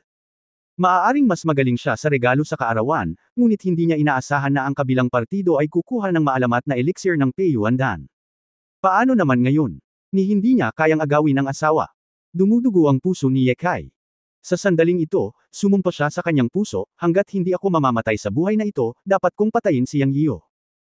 Ang iba pang miyembro ng pamilya Ye ay may pangit ding mukha. Ngayon, nabura ang mukha ng pamilya Ye. Bilang isang pamilya, kailan pa sila nakaranas ng ganitong kahihiyan? Nang tignan nila isa-isa si Yang Yiu, lahat sila ay gustong putulin siya. Pero, ngayon kailangan pa rin nilang tiisin. Nandoon si Wang Xuanji, at wala ni isa sa kanila ang nang-ahas na gawin ito. Hindi banggitin ang sama ng loob ng pamilya Ye, hindi ito pinansin ni Wang Xuanji at Yang Yio. Nang sumang-ayon si Zhao Changsheng, tumawa si Wang Xuanji. Kinuha niya ang isang jade pendant sa kanyang baywang at ibinigay ito kay Zhao Changsheng, sinabing, gamitin natin ang bagay bilang ebidensya para tapusin ang kontrata ng kasal. Mabilis itong kinuha ni Zhao Changsheng, kinuha ito sa kanyang kamay at tiningnan ito, at sinabi sa isang nawawalang boses, Shenlong card. Ngumiti si Wang Xuanji at tumango bilang pagsang-ayon. Naantig si Zhao Changsheng. Ilang tao ang nakakaalam kung ano ang ibig sabihin ng Shenlong card, at nagkataong alam niya ang sekreto. Ang Shenlong card ay isang bagay na tanging mga miyembro ng Jiushou Shenlong Tan ang maaaring magkaroon. Nabalitaan na kung mayroon kang Shenlong card, maaari kang humingi ng tulong sa Shenlong Tan minsan. Si Wang Xuanji ay miyembro ng Shenlong Tan, kaya hindi nakakagulat na nasa kanya ang Shenlong card. Ang punto ay ang bagay na ito ay napakahalaga. Matapos ang pagtatatag ng People's Republic of China, hindi hihigit sa 10 piraso ang nailipat sa mundo. Maaaring kunin ni Wang Xuanji ang Shenlong card bilang tanda ng pagtitiwala, na nagpapakita ng katayuan ni Yang Yio sa kanyang puso. Iniisip ni Zhao Changsheng kung anong regalo ang ibibigay bilang kapalit, ngunit hindi siya maaaring maging masyadong kuripot. Pagkatapos mag-isip ng ilang sandali, sinabi ni Zhao Changsheng kay Zhao Yuancheng sa tabi niya, Yuancheng, kumuha ka ng resource order mula sa Qinling. Yung galing sa Qinling. Nagulat si Zhao Yuancheng, medyo hindi makapaniwala sa kanyang narinig, talagang gumastos ng malaking pera ang matanda. Pumunta ka na lang kung sasabihin ko sa'yo. Pinandilatan ni Zhao Changsheng ang kanyang anak na si Zhao Yuancheng. Okay, pupunta ako kaagad. Nagmamadaling umalis si Zhao Yuancheng. Sa oras na ito, si Yang Yio ay labis na nalilito. Malinaw niyang narinig ang jade token na inilabas ni Wang Xuanji noon. Tinawag ito ni Zhao Changsheng na Dragon Token. Bagamat hindi niya alam kung para saan ito ginamit, makikita niya mula sa emosyon sa mukha ni Zhao Changsheng na ito ay napakahalaga. Sobrang naantig din siya. Napakabukas palad ng matandang si Wang Xuanji kaya binayaran pa niya ang regalo sa pakikipag-ugnayan. Kinuha ni Wang Xuanji ang regalo bilang saksi, kaya natural na kailangan ng pamilyang Zhao na magbigay ng return gift, ngunit hiniling ni Zhao Changsheng kay Zhao Yuancheng na kunin ang resource order mula kay Qinling. Kung titignan sa mukha ng mag-ama, tila ito ay isang bagay na mahalaga. Nalilito, tinanong niya si The Wistmaster Fang sa tabi niya, ano ang resource order ni The Wistmaster Fang at ang Dragon Card. Ang mga order ng mapagkukunan ay mga mapagkukunan na kinokontrol ng mga pangunahing puwersa sa sinaunang martial arts world, tulad ng ilang mga espiritual na gamot at bihirang mga bato. Kailangang pasiglahin ng mga sinaunang martial artist ang kanilang mga katawan at linangin ang kanilang mga kasanayan sa pag-iisip upang magsanay ng martial arts, at lahat sila ay nangangailangan ng tulong ng ilang likas na kayamanan. Ang mga panggamot na materyales tulad ng ginseng, Ganoderma lucidum, at Polygonum multiflorum ay mahalaga. Lahat ng ang mga lugar kung saan lumalaki ang mga espiritual na gamot na ito ay nahahati sa pamamagitan ng malalaking puwersa. Masasabing ang bawat pamilya ng sinaunang martial arts ay may kanya-kanyang pinagkukunang lokasyon. Halimbawa, ang pamilya Zhao ay may lihim na base para sa paglago ng mga espiritual na gamot sa isang partikular na lugar sa Qinling Mountains. Kahit na ito ay ligaw, ito ay inookupahan ng pamilya Zhao. Nagpapadala sila ng mga tao upang bantayan at kunin sila, at walang puwersa ang makakahawak sa kanila. Of course, very secret ang location, sila lang ang nakakaalam. Mayroon ding ilang medyo malalaking lugar ng likas na kayamanan, na kinokontrol ng mga pangunahing puwersa sa pamamagitan ng sinaunang martial arts competition. May mga lugar pang ang napakapanganib na hindi mapupuntahan ng mga ordinaryong tao. Sila ay ginalugad din ng mga pangunahing puwersa sa pamamagitan ng pagpili at promosyon ng kompetisyon. Para sa Shenlong card, ito ay isang token ng Jiushou Shenlong Tan. Sinasabi na gamit ang Shenlong card, maaari kang humingi ng tulong sa Shenlong Tan. Napakahalaga ng bagay na ito. Maaaring kunin ni Brother Xuanji ang Shenlong card para makipag-ugnayan sa iyo sa pagkakataong ito. Maaari itong ituring na isang madugong pamumuhunan, haha. Matapos makinig sa mga salita ni Master Fang, nagsimulang lumiwanag ang mga mata ni Yang Yio.